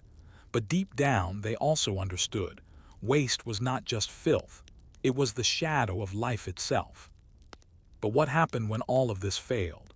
What were the consequences when waste was mismanaged, or when disease spread through cities already steeped in miasma and stench? Sanitation in medieval society was not just about cleanliness or comfort, it was a matter of life and death. The design of guardrobes, the placement of cesspits, the location of tanneries and butchers, even the laws regulating chamber pot emptying, all these measures existed because people understood, however imperfectly, that waste could cause disease. This final section explores what happened when the fragile system broke down, when waste overwhelmed cities, when laws were ignored, and when disease moved in. It is a story of epidemics, fear, reform, and resilience, seen through the lens of medieval sanitation. The miasma theory and the fear of foul air. By the High Middle Ages, most educated Europeans believed that disease was spread by miasma, or bad air. This theory, inherited from ancient medical texts and reinforced by observation, was widely accepted. Foul smells were more than unpleasant, they were dangerous. They signaled decay, corruption, and sickness. Thus, efforts to manage waste were driven not only by a desire for hygiene, but by fear of invisible poisons in the air. Cities responded accordingly, burning incense and herbs in public squares, building fountains to freshen air with moving water, designing gardens and green spaces in monasteries and manors for clean air, banishing foul trades like tanning and dyeing outside the city walls, mandating the limewashing of privies and cesspits. Yet for all their caution, when the balance tipped, when too much waste built up, or water sources were contaminated, the result was often swift and devastating. The Black Death, a crisis of sanitation.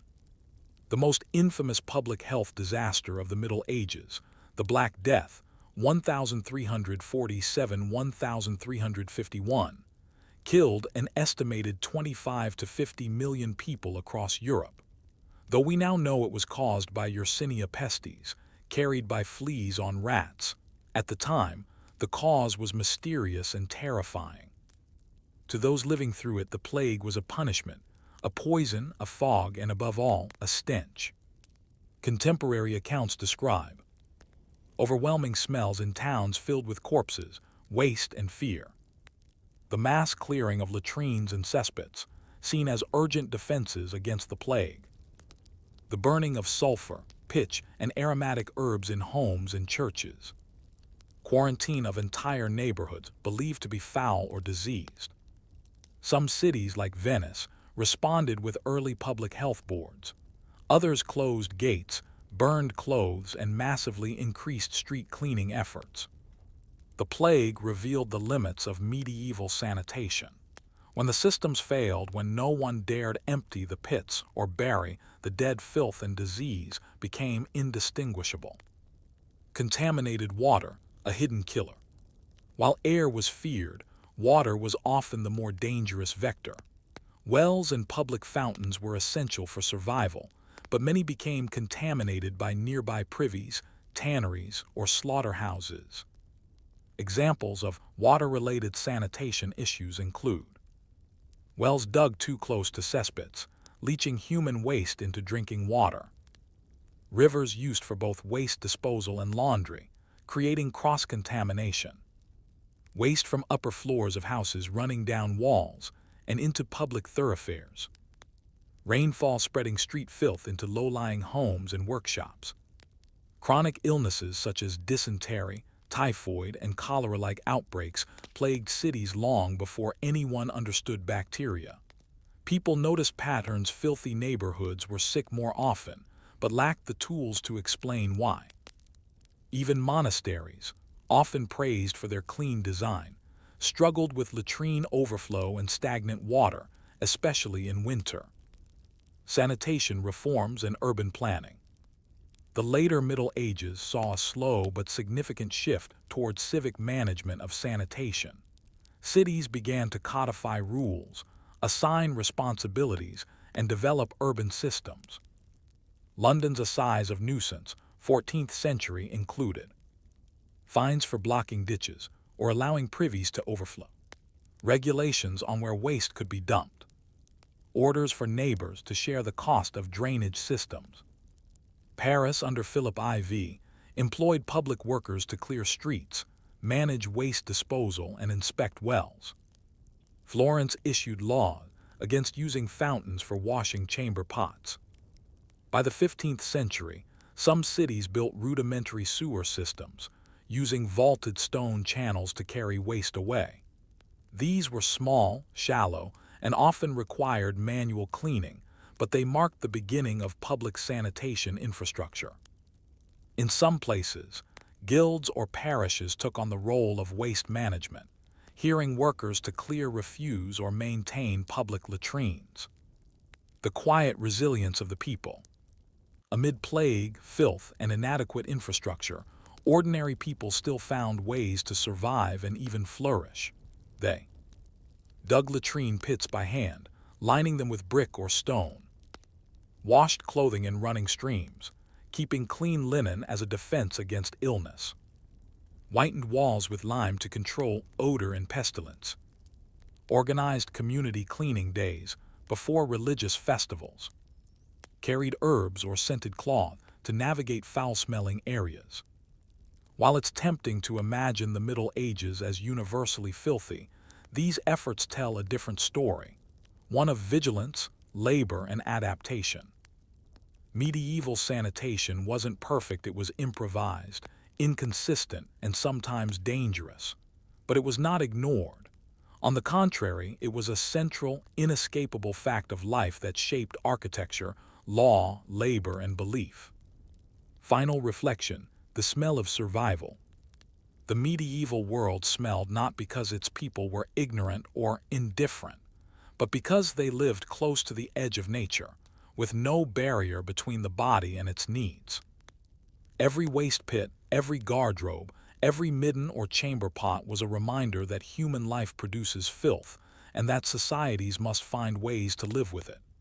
In castles and in cities, people tried to hide it, manage it, redirect it, even purify it with herbs and prayers.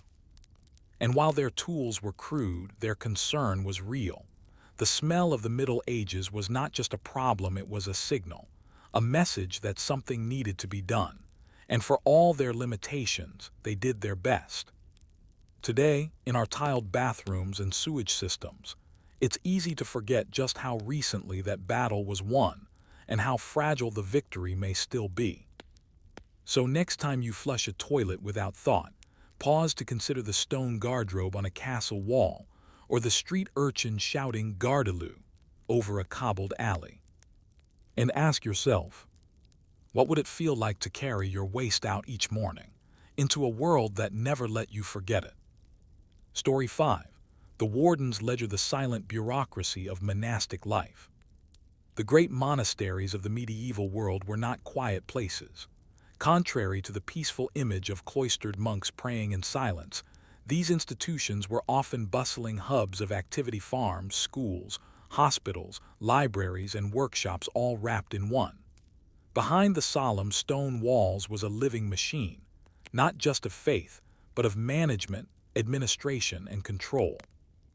In this first section, we'll enter the world of the monastic administrator, the warden, prior, or cellarer, whose job was not to contemplate the divine, but to keep track of barley stores, firewood bundles, and the number of sheep lost to wolves.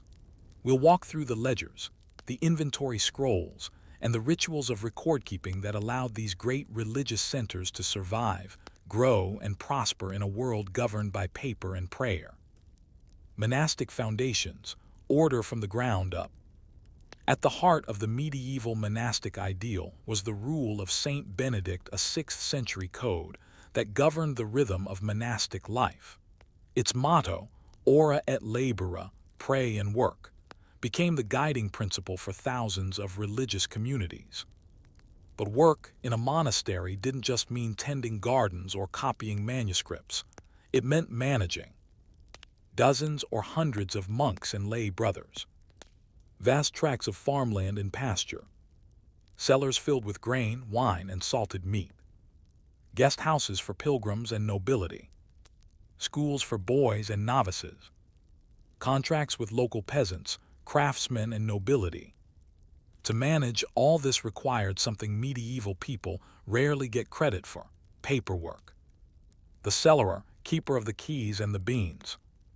One of the most important figures in any monastery was the cellarer, the monk responsible for provisioning the entire community. He tracked how much grain was harvested and stored, how many loaves were baked each week, which barrels of ale were ready for feast days, what clothing needed mending or replacing. He oversaw the kitchens, storerooms, gardens, vineyards, and workshops, and was answerable to the abbot or prior for every missing tool and spoiled cabbage. In many ways, the cellarer functioned like a medieval COO. His responsibilities were so vast that monasteries often assigned assistants called subcellarers or servitors to manage specific areas, such as dairy, wine, or the herb garden. Each morning, the cellarer checked in with the cooks and servants. Each evening, he updated written tallies, often using a wax tablet during the day, transferring key details to parchment records at night. This bureaucracy, dry and detailed, ensured survival. The ledger, every sack, bundle, and sheep accounted for. Monasteries were among the most literate institutions of the medieval world. While literacy elsewhere was often limited to clergy and scribes, in monasteries, many monks were trained in reading, writing, and Latin composition. This made possible the creation of meticulous ledgers, yearly rolls detailing land yields, tenant dues, and weather impacts, weekly notes on meals served, ale consumed, and waste discarded, inventories of blank parchment sheets, ink stocks, and quills, cattle and sheep ledgers, complete with birth and death tallies, guest registers with the names, titles, and alms given to pilgrims. Some ledgers were bound into great volumes, stored in scriptoria or priors' offices. Others were loose scrolls tied with wax seals and stored in wooden boxes or leather satchels. The language was formal, often abbreviated, and intensely boring precisely because it was meant to be accurate and permanent. A monastery might track the exact number of eggs gathered in a week, 342, the number of candles burned in Lent, 57, and the pounds of butter used on feast days, 9. The rhythm of monastic time. The structure of monastic life revolved around the divine office, the daily cycle of prayers said at fixed hours. Matins, lauds, prime, terce, sext, none, vespers, and compline.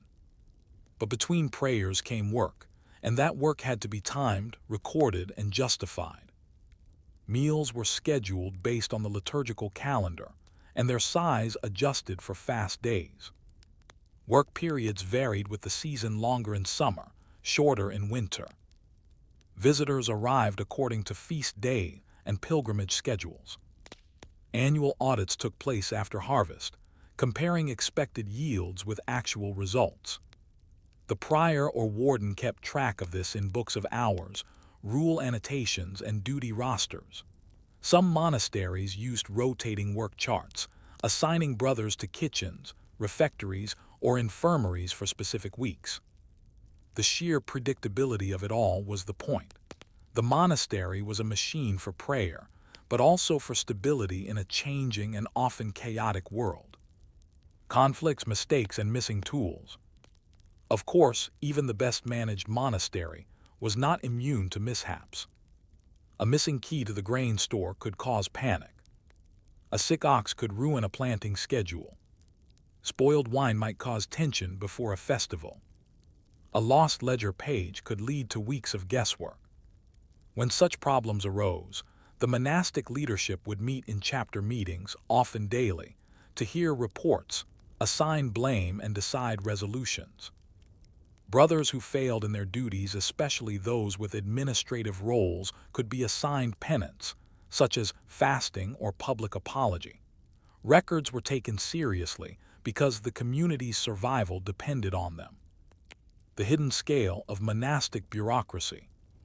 Monasteries were not just religious institutions, they were economic engines. Some controlled hundreds of acres of farmland, multiple tenant villages, and trading rights across regions.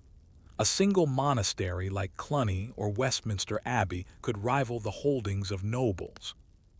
This meant layers of bureaucrats, rent collectors for peasant tenants, market supervisors to handle stall fees and merchant disputes, archivists to maintain land charters and legal documents, karate clerks managing pensions or retirement housing for nobles and former monks.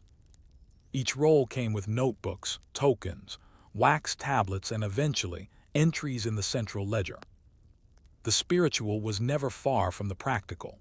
Monks prayed for good weather, yes, but they also tracked rainfall, estimated grain shrinkage, and calculated tithe portions with near-modern precision. Final thought for Section 1. The silent, robed monk poring over a dusty book is not a cliché. He was very real, and often, he wasn't reading scripture. He was checking the hay delivery count or updating the list of broken shoes for the infirmary.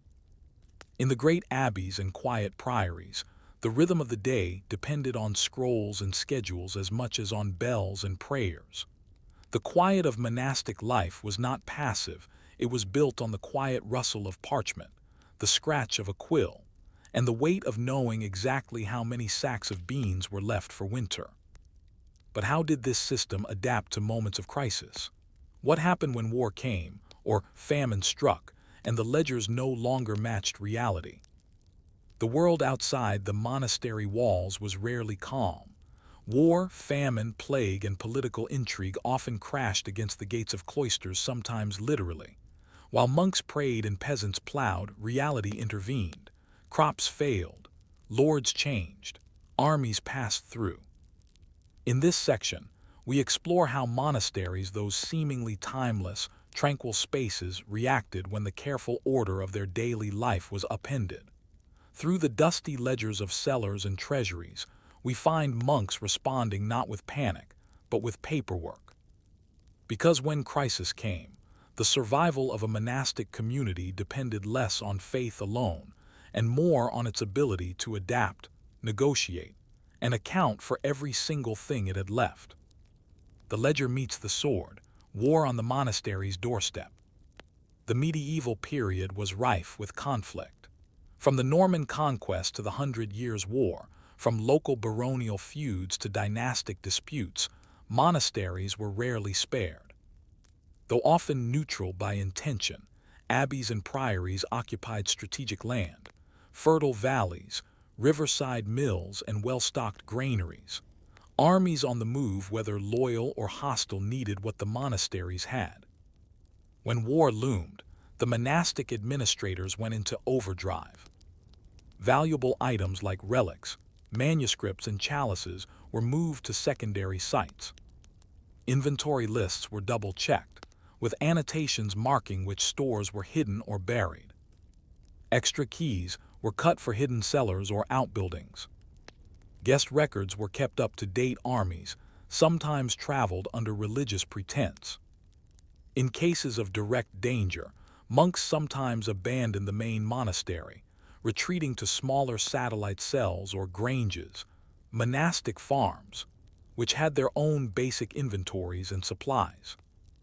One famous example comes from the sacking of Fountains Abbey in 1318 during the Scottish raids into northern England. The monks fled, but not before taking their ledger books and treasury keys with them. Famine and the weight of the harvest. War was one thing, famine was another. No amount of prayer could conjure food when 3 years of bad harvests led to empty barns and hungry mouths. During the Great Famine of 1315–1317, chroniclers across Europe recorded widespread hunger, rising death rates, and failing systems. But in the monastic record books, we find a different kind of narrative, one of cold arithmetic.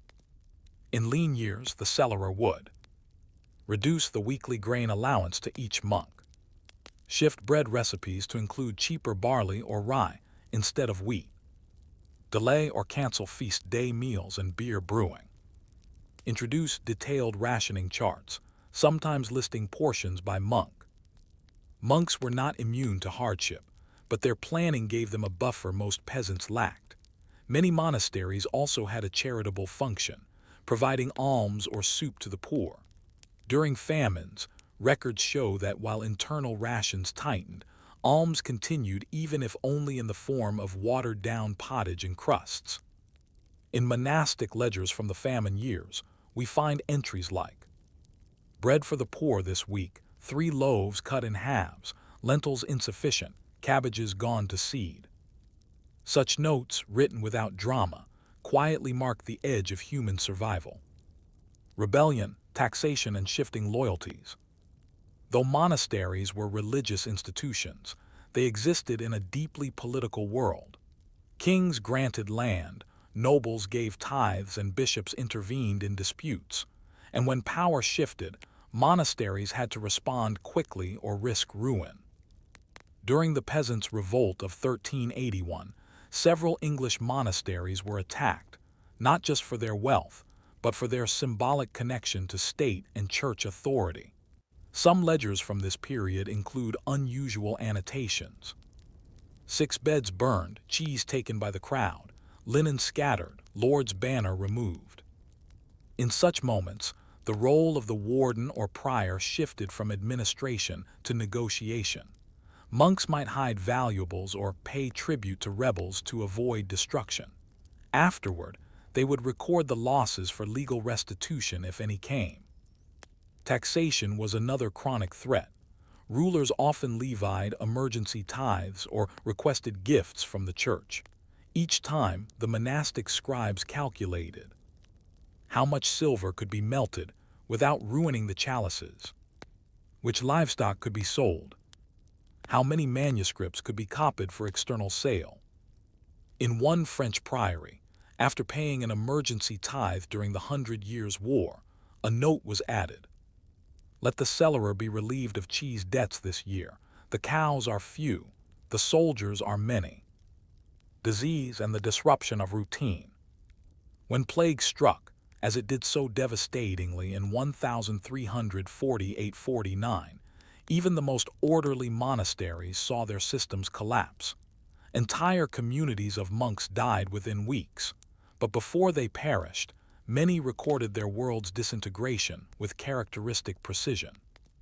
Plague-era ledgers reveal inventories of deaths among the brothers, often with marginalia nodding symptoms. Abrupt halts in record-keeping, with entries resuming months later in a different hand.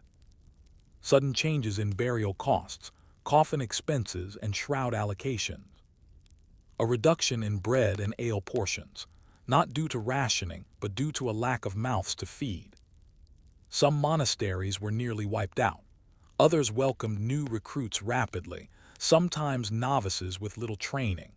Record-keeping shifted in tone, from confident and detailed to hurried and shaky. Yet even amid plague, some monks tried to re-establish routine. After the initial waves passed, ledger books resumed with phrases like, "With the mercy of God, we return to our work." Flexibility in a time of rigidity. What emerges from these crises is not just a story of survival, but a story of bureaucratic flexibility. The monastic ledger, though rooted in routine, was capable of absorbing sudden loss, forced migration, economic collapse, shifting alliances. This adaptability was a feature, not a flaw. It allowed monks to continue doing what they did best, enduring. And this endurance is visible in the margins of scrolls, in the change of handwriting mid-page, in notes that say soiled by rain or copied again after loss. These are the quiet echoes of resilience. Final thought for Section 2. We often imagine monastic life as static, frozen in time. But in the ledgers and duty rolls of the High Middle Ages, we see the exact opposite: constant adjustment made in careful pen strokes. In times of peace, the warden recorded oaths and candles. In times of crisis, he accounted for stolen sheep and missing novices. The monastery endured not just because of its walls or prayers, but because of the men who quietly wrote things down, even as the world around them fell apart. But how did these monastic bureaucracies evolve over time? Did their records simply reflect life, or did they begin to shape it? The final section of this story shifts the lens one last time, not just toward how monasteries survived, but how their relentless documentation helped define the world around them. The monks' ledgers were more than internal tools. Over centuries, they became instruments of influence affecting legal rights, shaping land ownership, recording national history, and preserving knowledge. What began as daily tallies of wine casks and bread ovens became enduring symbols of order, memory, and permanence.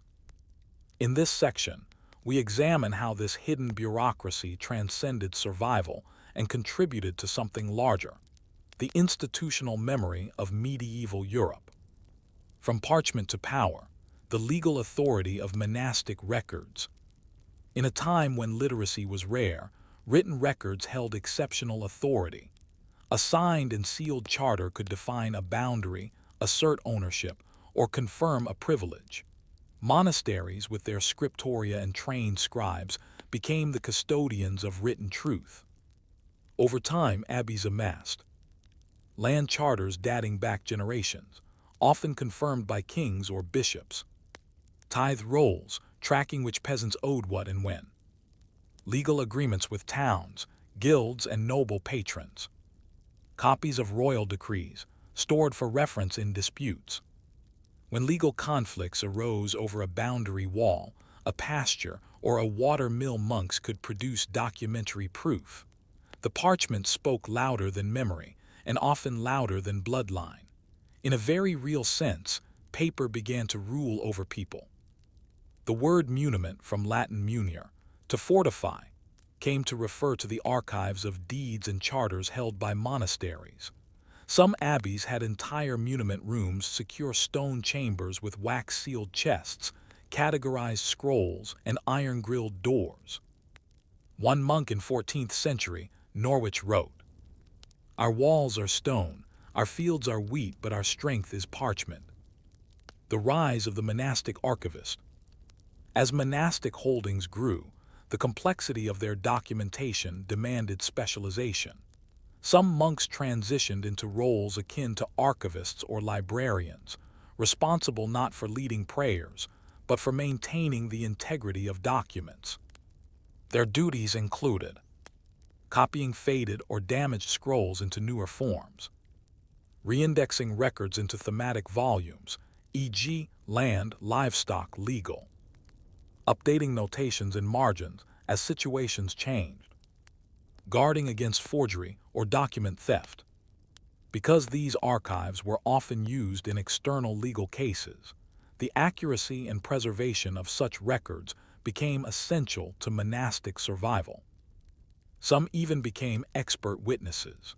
A particularly well-known case from 1220 involved a Benedictine monk from northern France who traveled to testify, armed with 5 scrolls showing a century-old land grant that prevented a noble from seizing monastery property.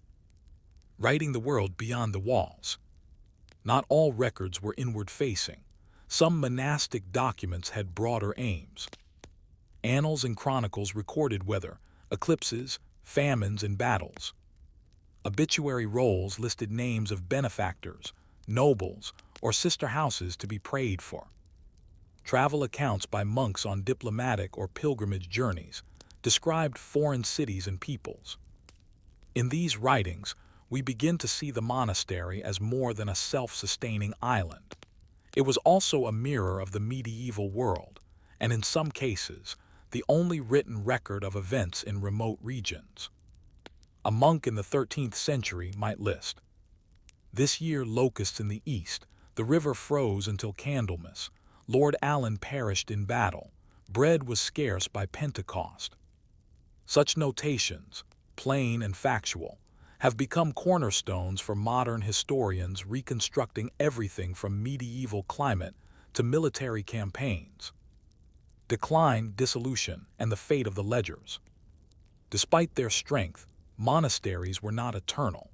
In England, the dissolution of the monasteries, 1536–1541, under Henry VIII saw hundreds of religious houses closed, their land seized, and their libraries scattered or destroyed. In other parts of Europe, wars, reformations, and revolutions had similar effects. And yet, the ledgers survived some of them. In damp vaults and antique chests, modern scholars have uncovered tithe books detailing 14th century peasant economies, wine inventories showing medieval vineyard output, medical accounts from monastic infirmaries, guest rolls listing visitors from as far as Constantinople. Many of these records were moved to cathedrals, universities, or state archives, often kept for their legal utility long after the spiritual communities were gone. In this way, the silent scribes of the cloisters shaped not just their world, but ours. The lasting monastic mentality, order, precision, permanence. Even as monastic institutions waned, the mental model they built endured. Bureaucracy, once the quiet domain of monks, became the backbone of secular governance.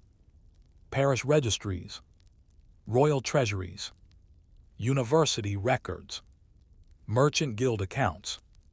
All of these, in one form or another, were inspired by the monastic model, structured, precise, methodical, and grounded in writing. The boring habits of the warden tallying fish, recording wax usage, tracking broken spades formed the blueprint for entire civil systems. He was not simply a monk with a book. He was the ancestor of the modern administrator. Final reflection, the quiet legacy of a ledger. When you imagine medieval life, it's easy to see battles, kings, plague, and castles. But far behind those loud images lies a quieter force, one that kept track, kept calm, and kept going. A monk hunched over a ledger by candlelight might have thought his work unimportant. Just numbers, just barrels, just names. But centuries later, that same monk's notes reveal a world of order amid chaos, of resilience through routine, and of faith not only in the divine but in the written word. The monastery may be gone, the field may have changed, but the ledger remains. And in its silence it still speaks. Story 6.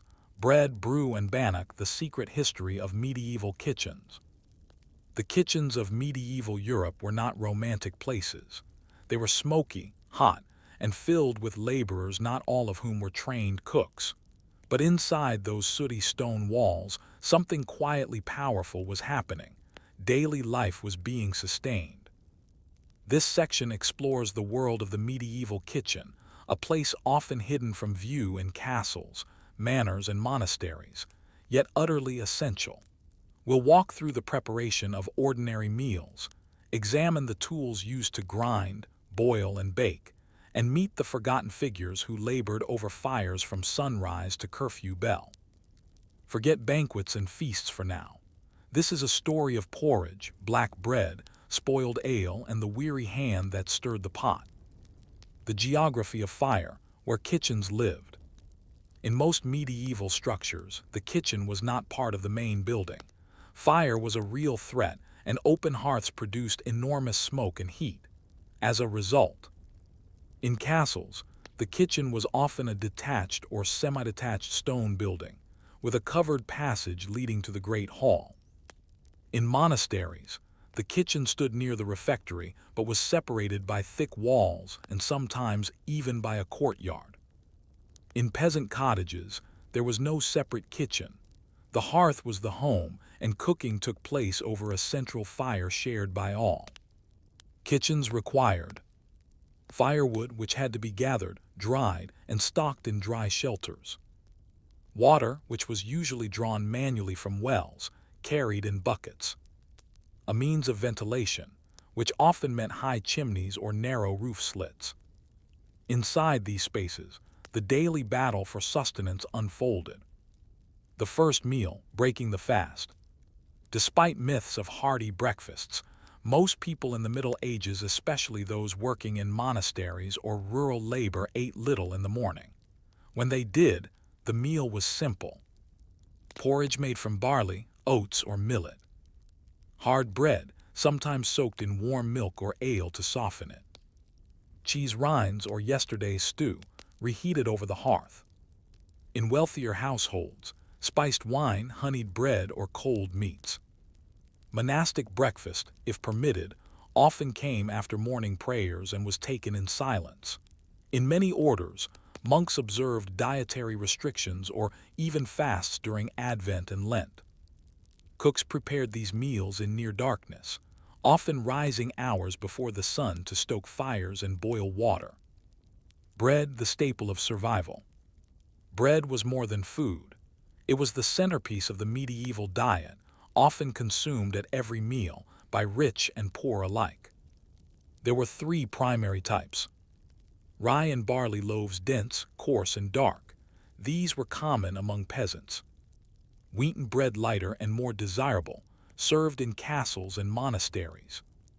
Manchet, a fine, white loaf made from sifted flour, often reserved for nobility or the ill. Making bread was an exhausting process. Grain was ground in hand mills or, where possible, at watermills. Flour was mixed with water, salt, and sometimes soured leaven or yeast from ale brewing. Dough had to rise slowly in a warm place, sometimes near the oven or wrapped in cloth. Stone ovens, once heated with wood and cleared of embers, could bake several loaves at a time. Monastic bakeries were often vast, producing dozens or even hundreds of loaves daily. Some had assigned monks who weighed flour, timed rises, and even kept ledgers of who received what bread. Waste was minimized. Even stale bread was reused. Soaked in broth to form pottages. Crumbled into thickening agents for sauces. Fed to animals or used as trenchers' edible plates for meat. The cauldron and the pot, pottage the universal meal. When the fire burned low and hunger called, the answer was often pottage. Pottage was a thick stew or soup made by simmering whatever ingredients were available. It was endlessly variable. Base, grains, legumes, onions, and garlic. Additions, cabbage, leeks, turnips, and herbs. Occasional meats, bits of bacon, beef bones, or dried fish, especially on Fridays.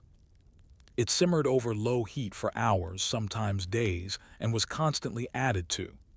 In poorer homes, a pot of pottage was never truly empty, just thinned, thickened, or reseasoned. Kitchen staff were skilled at managing waste. Bones were boiled again for broth. Scraps of greens became soup bases. Ashes from fires were used to make lye for cleaning pots. The role of the kitchen servant. Kitchen staff were among the busiest people in any large household. In castles, scullions, spit boys, cooks, pastry makers, and carvers. In monasteries, lay brothers assigned to kitchen duty for a week or season. In peasant homes, the women of the family, especially elder daughters. Their work involved hauling water, splitting firewood, plucking poultry, scouring pots with sand or ashes, turning massive spits for hours to roast meat. They endured smoke, heat, grease burns, and injuries from knives or iron cauldrons, and yet their names were rarely recorded. Their legacy lives on in the structure of the kitchen itself, the tools, recipes, and worn stone floors beneath the hearth. The flavors of the everyday. Spices were expensive but not unknown. In wealthier households and monasteries, the kitchen had access to salt, essential for preservation. Pepper and cloves, used sparingly. Parsley, sage, rosemary, and thyme, grown in cloister gardens. Garlic and onions, foundational to most recipes. A cook's knowledge was not written down but passed orally, refined by experience. Meals were not about delicacy, they were about satisfaction and conservation. Beer and ale, the drink of the kitchen. Water was not always safe, so ale, a weak, unfiltered brew, was the daily drink. In monasteries and castles, ale was brewed on site with grains boiled and mashed. The resulting wort fermented with wild yeast. Ale consumed within days before spoilage. In larger kitchens, barrels of ale were constantly rotated. Alewives and monastic brewers worked closely with the kitchen to coordinate brew days with feast days. When ale soured, it was not wasted. It was used for vinegar, cleaning, or even pickling vegetables. Final thought for Section 1. The medieval kitchen was not glamorous. It was not clean. It was not comfortable, but it was central to survival. Within its smoky walls, people performed the quiet miracle of turning grain, water, and fire into life every single day. So much depended on it: health, morale, charity, and hospitality. Yet the cooks remained invisible. Their labor was taken for granted, their skills assumed, their errors only noted when meals went wrong. But what happened when things did go wrong? When food was scarce, or poison suspected, or the oven failed? What stories do the kitchen disasters of the medieval world tell us? The kitchen may have been the heart of any medieval household, but hearts can skip a beat. In this section, we venture into the less harmonious side of medieval cookery. For all the routine and resilience of castle hearths, peasant fire pits, and monastic refectories, the kitchen was also a place where things broke, food spoiled, meals failed, and cooks were blamed. Sometimes the bread didn't rise, sometimes the pot cracked, and sometimes, more dramatically, food made people ill or worse. Here we examine kitchen disasters, from burned pottage and ale gone sour to outbreaks of illness, theft, and even accusations of poisoning. Through surviving accounts and dry administrative records, we glimpse the panic behind the pantry door. Because when the cook stumbled, the entire house could feel it. The oven is cold, the loaf is ruined. In many households, bread was baked not daily, but every few days. This made every batch important. A failed oven day meant disruption to meals, charity, and even feast day rituals. Common problems included underfired ovens, leading to doughy centers and collapsing loaves. Wet wood producing poor heat and smoke rather than steady flame. Cracked oven floors, which caused bread to burn on one side and stay raw on the other. Misjudged leavening, especially if natural yeasts were not handled carefully. In the rule of St. Benedict, which governed many monastic communities, kitchen failures were not taken lightly.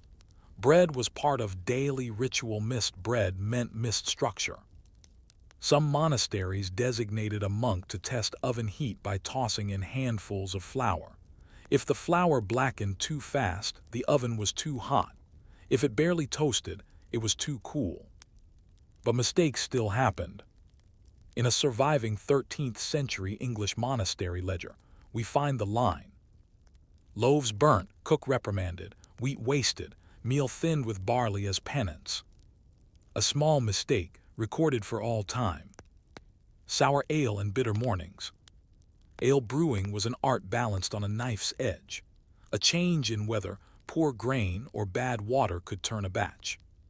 Sour ale was not always dangerous, it was often just unpleasant. But if infection took root, such as with wild mold or contaminated yeast, the results could cause real illness.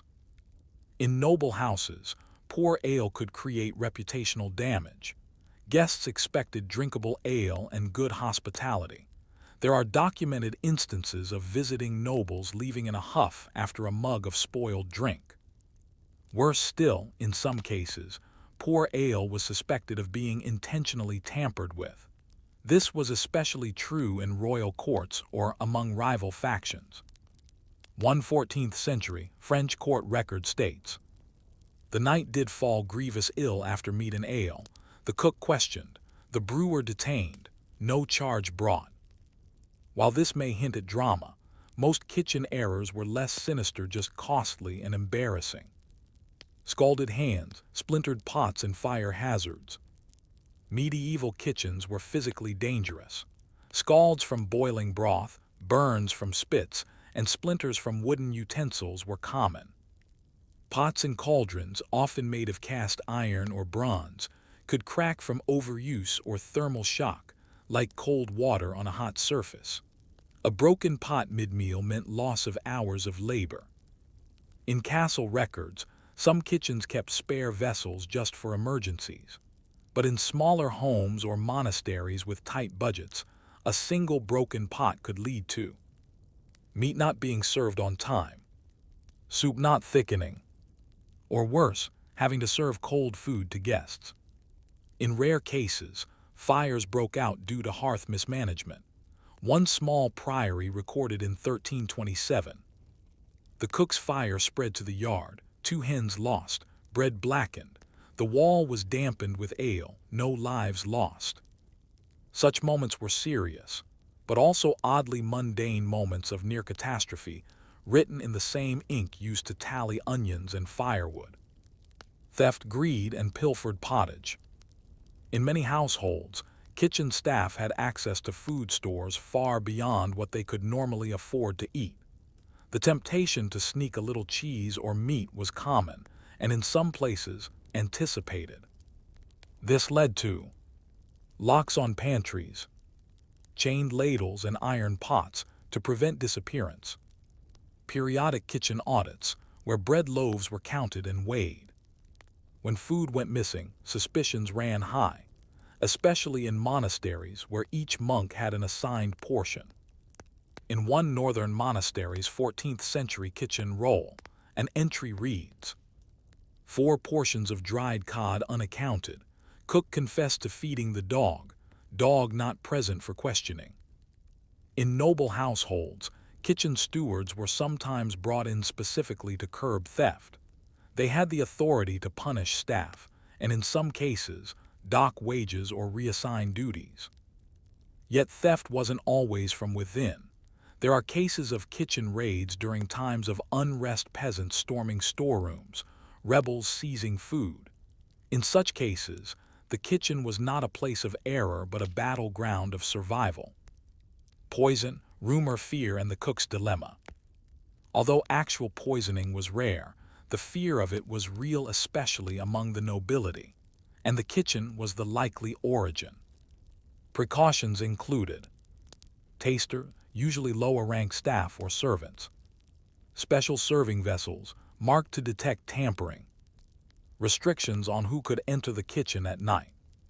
Cooks were sometimes viewed with suspicion if meals went poorly or if a guest became ill. The line between accident and intent blurred easily. An English legal record from 1352 notes, a servant did expire after the lentil stew. The cook was held but freed, lentils deemed spoiled. Even minor digestive distress could spark accusations. As a result, many cooks worked under enormous pressure, and some left detailed notes defending their methods in household manuals. One 15th century cook wrote, "The goose was not spoiled, the wine was of good stock, the gout was not from me." Monks and kitchen rotation, built-in failure prevention. Monastic kitchens were often run by rotating lay brothers, assigned by the week. This meant that many cooks were not professionals, but novices doing temporary duty.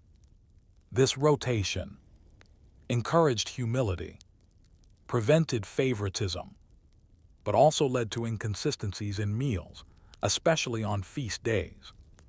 Records show that mistakes were common during these transitions. In one abbey in 1279, Brother Thomas did forget the fish sauce. Lentils were hard, the abbot did not scold. Forgiveness was built into the system, errors were expected. But when feast days were ruined or charity meals delayed, the monastery made note. Final thought for Section 2. For every perfect loaf and bubbling pottage, there was a spoiled cask, a cracked pot, or a burned crust. These failures didn't halt the world, but they disrupted the daily rhythm. They left traces in logs, account books, and sometimes in whispered rumors. The medieval kitchen was not a place of perfection. It was a place of persistence, adaptation, and daily risk. But for all these disruptions, the kitchen kept going. What kept it running? What rituals, roles, and rhythms brought meals to the table day after day, season after season? We now arrive at the final part of our journey through the medieval kitchen. So far, we've seen the hearth in action and disarray, its routines, ingredients, errors, and unexpected failures. But behind the wood smoke and worn ladles, the true power of the kitchen was its predictability. It was, quite literally, the clock of the household, guiding days, weeks, seasons, and lives. In this section, we'll step back to see how medieval kitchens were deeply rhythmic institutions adhering to religious calendars, natural cycles, and social obligations. Through repetition and ritual, they helped maintain order not only in households but in entire communities.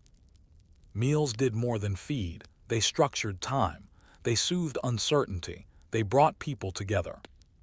Daily rituals, the kitchen as timekeeper. In a world before widespread clocks, meals divided the day. Breakfast, if any, came after early labor or prayer. Dinner, the main meal, was taken in mid to late morning.